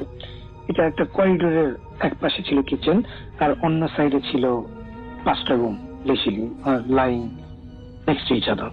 তো হায়দার আমাকে হঠাৎ করে বলে দোস্ত দেখ ওখানে একটা মেয়ে যা গেল এই দিক দিয়ে। তাই আমি ভাবলাম কি বলে, আমি তো মেইন ডোর আমি নিজে লক করছি ঢোকার সময়, তো মেয়ে আসবে কোত্থেকে। আমি ভাবলাম যে আসলে অন্য কোনো ফ্ল্যাট থেকে অন্য কোনো ডোর দিয়ে আসলো কিনা, বিকজ ওইখানে 2টা এন্ট্রান্স ছিল। তারপর আমরা সবাই মিলে চেক করলাম পুরা ফ্ল্যাট, এই মাথা থেকে ওই মাথা চেক করছি, কোনো কিছুই পাইনি। So we came back. তো অ্যাজ ইউজুয়াল একটা ফ্রেন্ড যদি ফানি একটা কথা বলে, we accuse them all the time and we take the best anyways. So ওরে অনেক ঝাড়ি দিলাম, কি বলিস ফাইজলামি, তোর বুদ্ধি ধরছে, তুই পাগল হয়ে গেছিস, এগুলা বলছি। বলার পরে আমরা রান্না করছি, খাইছি, that was absolutely fine. তারপর অবভিয়াসলি আমরা টায়ার্ড ছিলাম, তখন রাতে 12:30 মতো বাজে আর কি। তো আমরা টায়ার্ড ছিলাম, আমরা যার যার রুমে গিয়ে আমরা শুয়ে পড়লাম। তো আমাদের একটা ফ্রেন্ড আছে ফয়সাল, সে তার বাংলাদেশি গার্লফ্রেন্ড ছিল তখন, সে বাংলাদেশি গার্লফ্রেন্ডের সাথে কথা বলতেছিল ফোনে কথা বলার সময় ও একটা ও একটা ছায়া দেখতে পেল একটা মেয়ের, তার রুমের বাইরে, বিকজ আমাদের সবার রুমের ডোর ওপেন ছিল। তো ছায়াটা দেখতে পেয়ে সে কিছু না বলে একটু পরে বললো যে সে ভাবছে হয়তো বা হায়দার আসলে এরকম ফাইজলামি করে, ডোরের পাশে দাঁড়ায় কথা শুনে ফাইজলামি করে। তো বললো হায়দার এসব ফাইজলামি করেছিলাম, যা ঘুমাচ্ছে। তো এই কথাটা যখন বললো, ছায়াটা তার রুমে ঢুকে গেল। ছায়াটা তার রুমে ঢুকলো, ঢোকার সাথে সাথে দরজাটা স্ল্যাম করে জোরে লাগাই। অবভিয়াসলি ফয়সাল অনেক ভয় পেয়ে গেল। ভয় পাওয়ার পরে সে চিল্লানো দিয়েছে জোরে, বলে এই হায়দার উঠ। তারপরে ছায়াটা আবার রুম থেকে বেরোলো, ডোরটা খুলেই বেরোলো, খুলে আবার স্ল্যাম করলো দরজাটা। স্ল্যাম করে ফয়সাল আবার পিছনে গেল, মানে ডোরটা খুলে আবার খুলে দেখে যে ওই ছায়াটা আমার রুমে ঢুকছে, আমি যে রুমে ঘুমিয়েছিলাম। তো স্বাভাবিক চিল্লা পাল্লা শুনে ফয়সালের আমি চোখটা একটু খুলি, ঘুম থেকে হালকা আমি ঘুমটা ভাঙার পরে দেখি, আমি ফিল করলাম যে আমার পাশে কেউ দাঁড়িয়ে আসতো, লিটারালি বেড সাইড টেবিলের পাশে। আমি তখন কোন কিছুই ফিল করি না, ভাবছি যে ওয়ান অফ দ্য ফ্রেন্ডস হয়তো বা দাঁড়ায় আছে। তো আমি ভালো করে যখন চোখটা খুলে দেখলাম একটা শ্যাডো, সে আস্তে করে রুম থেকে বেরিয়ে গেল, আমার রুম থেকে বেরিয়ে গেল। তা আমিও পেছনে যাই। পেছনে যাওয়ার পর আমার ডোরটা যখন খুলে আমি বের হই, আবার দেখি বাম পাশে ফয়সাল দাঁড়ায় আছে, আমাদের চিল্লা পাল্লা শুনে ডান পাশ থেকে হায়দার বেরিয়েছে, তারপর রুম থেকে মামুন বেরিয়েছে। তো ছায়াটা এমন একটা জায়গায় ছিল, সেটা আপনার এক সাইডে ওয়াল, করিডোরের ওয়াল, আর অন্য সাইডে আমরা মানে মানে সব দিক থেকে সারাউন্ড করে রাখছে আর কি। সে কোথাও যেতে পারতেছিল না ছায়াটা। তো ওই ওয়ালটার মধ্যে যে করিডোর ওয়ালটা ছিল, ওখানে যেখানে ছায়াটা বেরিয়েছিল তার পাশে একটা ফায়ার অ্যালার্মের সুইচ ছিল, ফায়ার অ্যালার্মের রেড বিগ স্কোয়ার সুইচ। তো আমরা শুধু দেখলাম ওই ছায়াটার হাতটা আস্তে করে শুধু ফায়ার অ্যালার্মের ওই সুইচটার উপর গেল, সুইচটা ভেঙে গুঁড়া গুঁড়া হয়ে মাটিতে পড়ে গেল, which is a very hard switch, fire অ্যালার্মের সুইচ। এটা এত ইজিলি ভাঙা যায় না, বেসিক্যালি হাতুড়িতে আঘাত করলেও ভাঙবে, বাট এত গুঁড়া গুঁড়া হবে না। সো এনিওয়েজ গুঁড়া গুঁড়া হইলো, ফায়ার অ্যালার্ম চলা শুরু হইলো, আওয়াজ করা শুরু করলো, দেন ইমার্জেন্সি লাইট জ্বললো সব, মানে ওই যে সোডিয়াম কালার লাইট। তো অন্য সব সুইচ লাইট বন্ধ হয়ে গেল, শুধু ইমার্জেন্সি লাইট জ্বলতেছে। তো আমরা ইমার্জেন্সি লাইট ফলো করে আমরা বাসা থেকে বেরিয়ে গেলাম। তো obviously the whole building has to be evacuated on that time. তো গেলাম, তখন ফায়ার ব্রিগেডের লোক আসলো, এসে চেক করলো, পুরো বিল্ডিং চেক করলো, দেন তারা চলে যাচ্ছিল। দেন আমি লোকটাকে জিজ্ঞেস করলাম, one of the fireman, he was really old. তো ফায়ারম্যানটাকে আমি জিজ্ঞেস করলাম যে আসলে হোয়াট হ্যাপেন্ড। তো বললো যে না, it's nothing, so don't worry about it, don't panic. And ও আমাকে সাজেস্ট করলো যে তোমরা ওই ফ্ল্যাটে থাকো, তো ওই ফ্ল্যাটে তো আসছো, সো ইফ ইউ গাইজ তোমরা যদি একসাথে মানে তোমরা আজকে যদি রাতে থাকো, সো মেক শিওর তোমরা একসাথে থাকো আজকে রাতে, because it's not safe for you. And I was like, what do you mean by it's not safe for us? আমরা শুনলাম না। এনিওয়েজ আমরা রুমে ওই দিন অনেক ভয় পাইছিলাম আমরা সবাই দেখে। তো আমরা সবাই একসাথে একই রুমে সারা রাত কাটাই দিছি। তো ঘুম তো আর হয় নাই তখন, টু বি অনেস্ট। তো একসাথে গল্প করে সারা রাত কাটাই দিছি। তো সকালবেলা একটু ঘুমাইছি, 1 ঘন্টা ঘুমানোর পর আমি উঠে বা 8টার সময় উঠে আমি নিচে গেলাম। তখন কনসিয়ার্জ ছিল, যে কেয়ারটেকার থাকে বাড়ি, মানে ওই বিল্ডিং এর, তো কেয়ারটেকার বসে বসে পেপার করতেছিল। I was just like, okay, fine. কালকে রাতে তো একটা ঘটনা হলো, and you just reading this newspaper.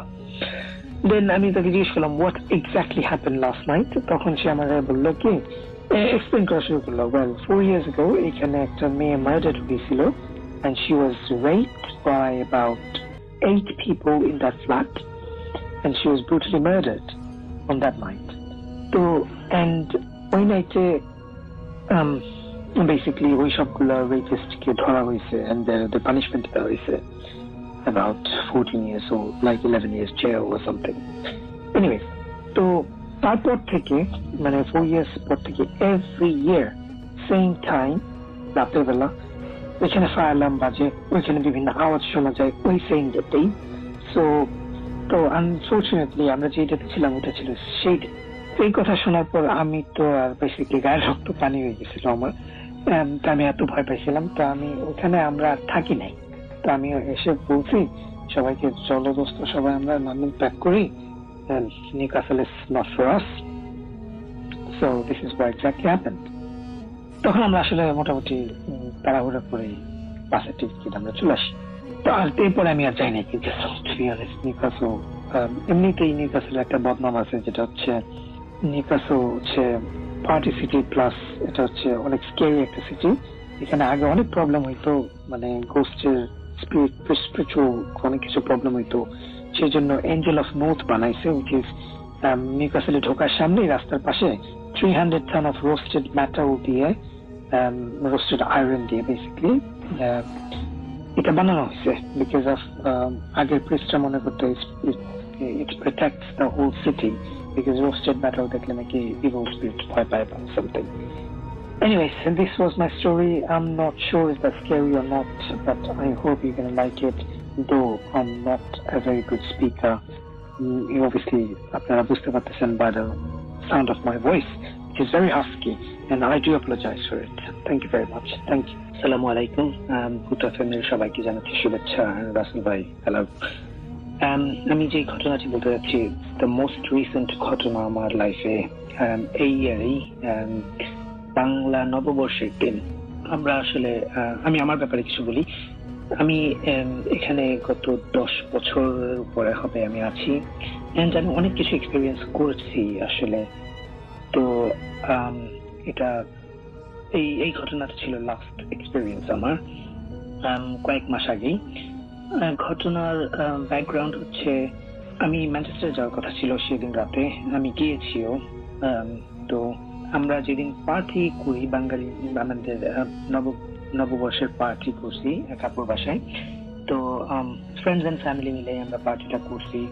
তো পার্টি করে সেদিন রাতে 11টার সময় আমি বেরোইছি আমার ব্র্যান্ড নিউ কার নিয়ে, which is Mercedes S63 AMG, which is 6.3 liter engine. The reason আমি বলতেছি because এই গাড়িটা হচ্ছে আপনার one of the most advanced state-of-art technology of Mercedes, which doesn't go wrong, shouldn't go wrong when you buy brand new.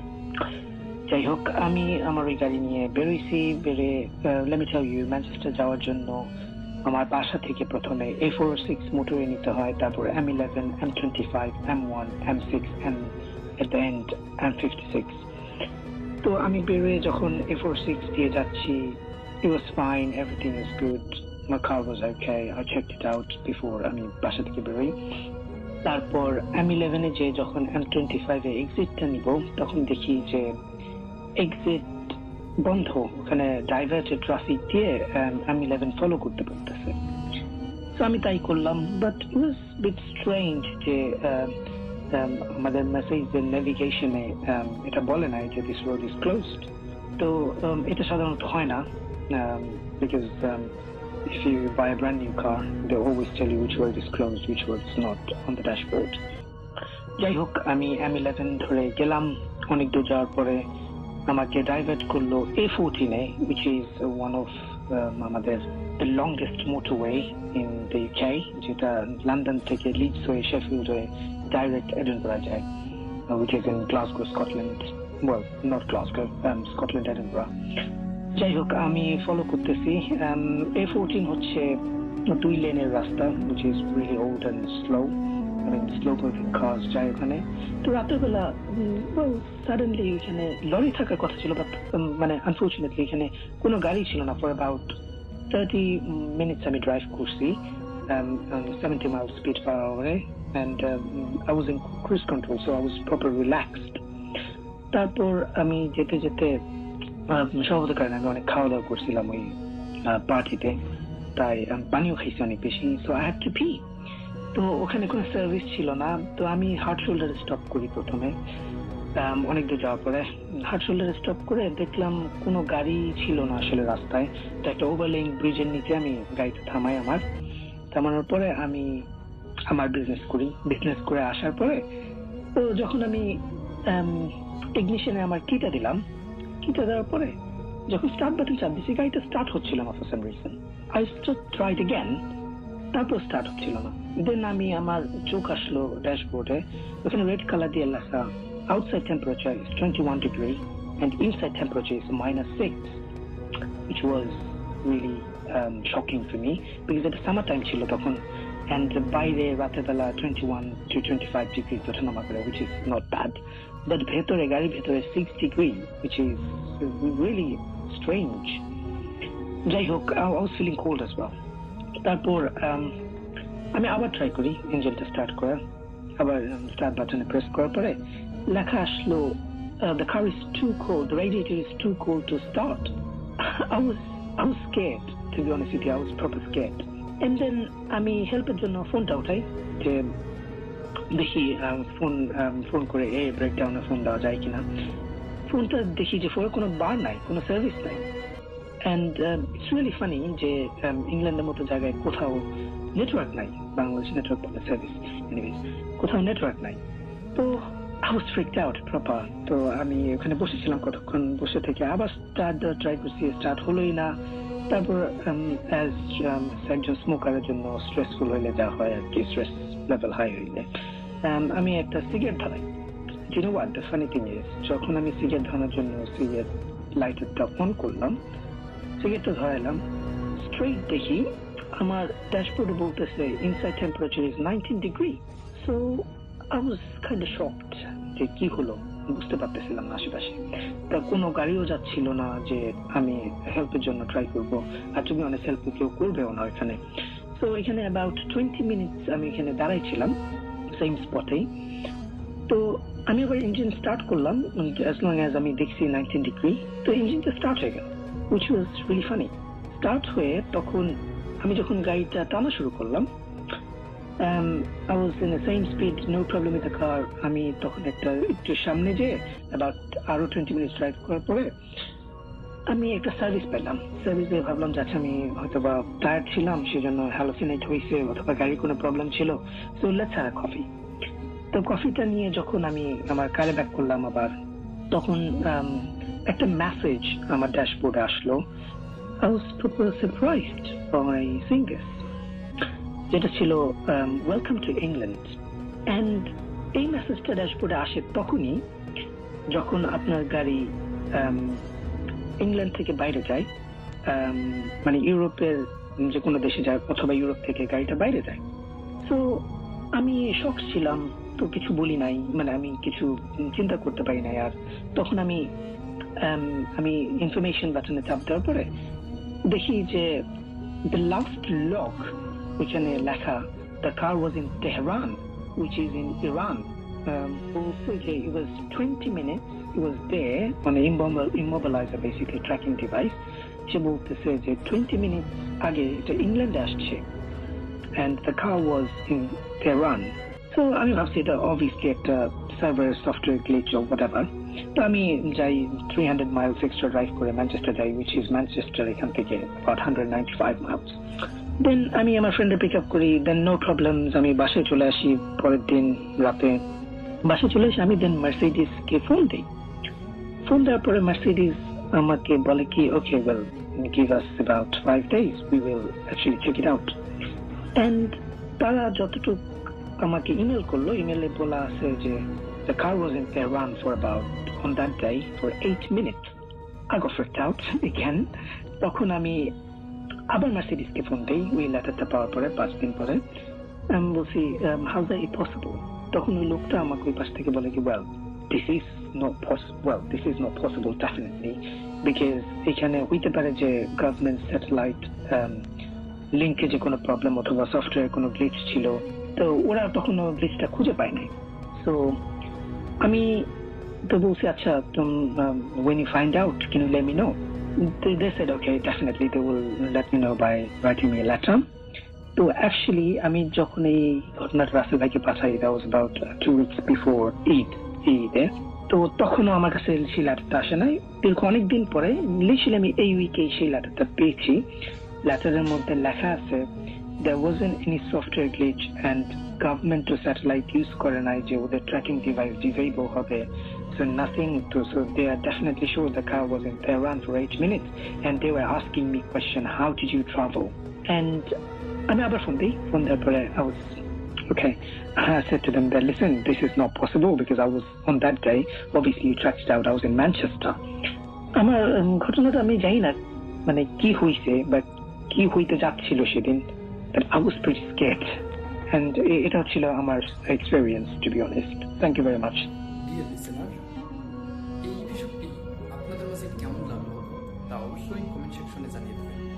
এই এপিসোডের মধ্যে কোন ঘটনাগুলো সব থেকে ভালো লেগেছে অবশ্যই কমেন্ট বক্সে জানিয়ে দেবেন। আমি পরবর্তীতে ঠিক সেই ধরনের ঘটনা দেওয়ার চেষ্টা করব। ভূতগৃহের যত ভয়ানক ঘটনা আছে, প্রত্যেকটি ঘটনা আপনারা সব থেকে ভয়ানক ঘটনাগুলো এই চ্যানেলের মধ্যে শুনতে পারবেন। আপনারা চাইলে এই চ্যানেলে ঘুরে আসতে পারেন। এই চ্যানেলে অসংখ্য এপিসোড পাবলিশ করা আছে যা শুধুমাত্র বাছাইকৃত ভয়ানক ঘটনা। তো আজকের জন্য এখানেই বিদায় নেব। আবারও আগামীকাল নতুন কিছু বাছাই করা ভয়ানক ঘটনা নিয়ে আপনাদের মাঝে চলে আসবো। সকলেই ভালো থাকবেন। আল্লাহ হাফেজ।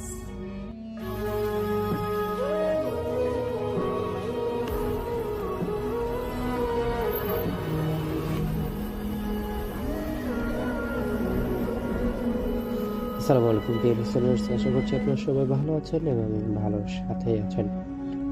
প্রতিদিনের মতো আমরা চলে আসলাম নতুন একটি গল্পে। আশা করবো আজকের গল্পটি সম্পূর্ণ সময় জুড়ে আপনারা আমাদের সাথেই থাকবেন। আমাদের আজকের গল্পটির নাম দেওয়া হয়েছে পুরনো জমিদার বাড়ির গোপন ঘর। শহরের কোলাহল থেকে দূরে একটি বিশাল পরিত্যক্ত জমিদার বাড়ি ছিল। শতবর্ষী বাড়িটি এখন শুধু ঝোপঝাড় আর লতানো গাছে ঢাকা।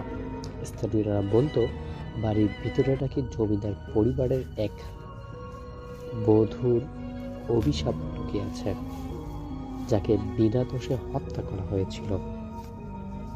কোনো কারণ ছাড়াই হত্যার কারণে আসলে সেই আত্মাটা তৃপ্ত পায়নি, বা সেই আত্মাটি এখনো মানুষকে ভয় দেখিয়ে বেড়াচ্ছে। তো এরকম একটা কাহিনী নিয়ে শুরু আমাদের গল্প। আশা করবো যে গল্পটি আপনাদের কাছে ভালো লাগবে, তাই যারা যারা ভিডিওটি প্লে করেছেন শেষ পর্যন্ত আমাদের সাথেই থাকবেন। আমাদের গল্পের মূল নায়ক অমিত এবং তার দুই বন্ধু অদিত্য ও সুমিত। তারা ছিল একজন খুবই সাহসী অ্যাডভেঞ্চার প্রেমী। তারা বাজি ধরেছিল যে তারা এক রাতের জন্য ওই জমিদার বাড়িতে থাকবে, এবং আসলে এসব আত্মা ভূত এসব বলতে কিছু হয় না, এসব কিছুই শুধুমাত্র মানুষের মনের ভয় আর কুসংস্কার। যাই হোক, তারা তিনজন একটা অমাবস্যার রাতে প্ল্যান করলো যে আজ রাতেই সেখানে থাকা যাক, এবং তারা প্রমাণস্বরূপ তাদের নিজেদের কাছে টর্চ লাইট, ভিডিও করার জন্য ক্যামেরা, তারপর ভয়েস রেকর্ডের জন্য ভয়েস রেকর্ডার এবং আরও শুকনো কিছু খাবার সদাই নিয়ে চলে গেল সেই জমিদার বাড়িতে। জমিদার বাড়ির প্রবেশ করলেই তারা দেখতে পারে যে চারদিকে মাকড়সার জাল, তার খসা পড়া দেওয়াল আর অদ্ভুত স্বেচ্ছাটি গন্ধ। রাত যখন গভীর হলো, তারা একটি পুরনো লাইব্রেরির ঘরের ভিতরে আশ্রয় নিল। সেখানে প্রচুর ধুলো পড়া বই আর আসবাবপত্র ছিল মাত্র। সুমিত একটি মোমবাতি জ্বালিয়ে দেওয়ালে লাগানোর একটা বিশাল কাঠের সোফে লক্ষ্য করল। সেলফটা বাকি সব আসবাবের থেকে বেশ খানিকটা অদ্ভুত রকমের ছিল। তারা লাইট জ্বালিয়ে বিষয়ে আসবাবপত্রগুলোর ছবি তুলতেছে, আবার খোঁজার চেষ্টা করতেছে যে আসলে এখানে সত্যি কিছু আছে নাকি মানুষের সব কিছুই গুজব। যাই হোক, সুমিত কৌতূহলী হয়ে ওই যে সেলফটি সে মোমবাতি রাখেছিল টানতেই সেটা সশব্দে নিচের দিকে সরে গেল। সেটাকে কোনোভাবেই টেনে অন্যখানে নিয়ে যাচ্ছে না, একটা চুম্বকের মতো কাজ করতেছে আর কি। তারপর তারা তিনজন মিলেই সেটাকে উন্মুক্ত করলো, এবং এটা উন্মুক্ত করার পর অন্ধকার গোপন একটি ঘরের দরজা খুলে গেল। এবার তিন বন্ধুর মধ্যে উত্তেজনাটা আরো বেশি বেড়ে গেল। তারা টর্চের আলো ফেলে দেখলো ঘরটি খুবই ছোট। ঘরের মাঝখানে একটা প্রাচীন শ্বেত পাথরের টেবিল, আর উপরে একটা হলদে হয়ে যাওয়া ছোট্ট ডায়েরি এবং একটি মরা গোলাপ রাখা আছে। অমিত ডায়েরিটি তুলে নিল, ধুলো ঝেড়ে সে পড়তে শুরু করলো। ডায়েরিটি ছিল জমিদার বাড়ির সেই অভিশপ্ত বধূটির।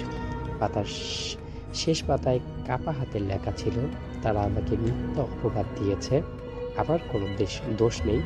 আমি এই ঘরে মরে গেলেও আমার আত্মা মুক্তি পাবে না যতক্ষণ না কেউ আমার শেষ ইচ্ছাটা পূরণ করবে। আমার প্রিয়তমের দেওয়া এই গোলাপটি যেন আলো দেখে, বাহিরের আলো। এই ঘরের দরজা বদ্ধ, কেউ যেন আর না আসে। ডায়েরিটি পড়া শেষ হতেই হঠাৎ করে লাইব্রেরির রুমের মূল দরজাটা সশব্দে বন্ধ হয়ে গেল। বাহির থেকে তালা দেওয়ার মতো আওয়াজ এলো। তারা তিনজনেই আতঙ্কিত হয়ে গেল। কে ওখানে? অমিত চিৎকার করে উঠল। তাদের প্রশ্ন কোনো উত্তর এলো না। তবে লাইব্রেরির ঘরের ভিতরে কারো পায়ের নুপুরের ঝুমঝুম শব্দ শোনা যেতে শুরু করলো। শব্দটি যেন খুব কাছে থেকে আসছে, কিন্তু তারা কেউ কিছুই দেখতে পাচ্ছে না। অদিত্য চিৎকার করে বলল, তাড়াতাড়ি গোপন ঘর থেকে বেরিয়ে আয়, মনে হচ্ছে আত্মাটা আমাদের এখানে দেখতে চায় না। কিন্তু তারা দেখলো যে কাঠের সেলফটি সরিয়ে তারা প্রবেশ করেছিল সেটি নিজের থেকেই আবার আগের জায়গায় ফিরে এসেছে। সেলফটি ধীরে ধীরে নড়ছে আর গোপন ঘরের প্রবেশদ্বারটি বন্ধ করে দিচ্ছে। তখন সুমিত মাথায় ডায়েরির শেষ লাইনটি মনে পড়ল যে এই ঘরের দরজা বন্ধ, যেন কেউ যেন আর না আসে। তারা কোনো মতে শেষ মুহূর্তে গোপন ঘর থেকে বেরোতে সক্ষম হলো, কিন্তু নুপুরের শব্দটি তখন তাদের একেবারে কানের কাছে। ঠান্ডা একটা বাতাসের ঝাপটা তাদের ছুঁয়ে গেল। আর তাদের মনে হলো যেন কোনো অদৃশ্য শক্তি তাদের দিকে হাত বাড়াচ্ছে। তারা তিনজন কোনো মতো জ্ঞান হারিয়ে সেখানে পড়ে গেল। পরদিন সকালে স্থানীয়রা তাদের বাড়ির বাহিরে অচেতন অবস্থায় খুঁজে পেল, কিন্তু সেই রাতের অজ্ঞাত অভিজ্ঞতার পর থেকে অমিত বন্ধুরা কখনোই কোনো বাজি বা অ্যাডভেঞ্চার কোনো কাজেই তারা যায়নি, কারণ তারা সেই রাতে যে অভিজ্ঞতাটা নিয়েছিল তাদের সারা জীবন সেটা মনে ছিল। কিন্তু সেই জমিদার বাড়িটার শেষ বিহিত করার জন্য তারা তাদের এলাকার যারা গণ্যমান্য ব্যক্তি আছে তাদের সাহায্য নিয়ে কাজ করার চেষ্টা করেছিল, কিন্তু পরবর্তীতে তাদেরকে কেউ সাহায্য না করায় তারা সেটা মাথার থেকে ঝেড়ে ফেলে, তাদের নিজেদের কাজে ব্যস্ত হয়ে যায়। যাই হোক দর্শক, আমাদের আজকের গল্পটি ছিল এতটুকুই। আশা করছি গল্পটি আপনাদের কাছে ভালো লেগেছে। যদি গল্পটি এতটুকু ভালো লেগে থাকে তাহলে কিন্তু অবশ্যই গল্পটিতে একটি লাইক করবেন, শেয়ার করবেন, আর আমাদের এই ইউটিউব চ্যানেলটিকে সাবস্ক্রাইব করে আমাদের পাশেই থাকবেন। তো দর্শক, শেষ করছি আজকের এপিসোড। আবারও নতুন এপিসোড দেখার আমন্ত্রণ জানিয়ে ভালো থাকবেন, সুস্থ থাকবেন। আল্লাহ হাফেজ।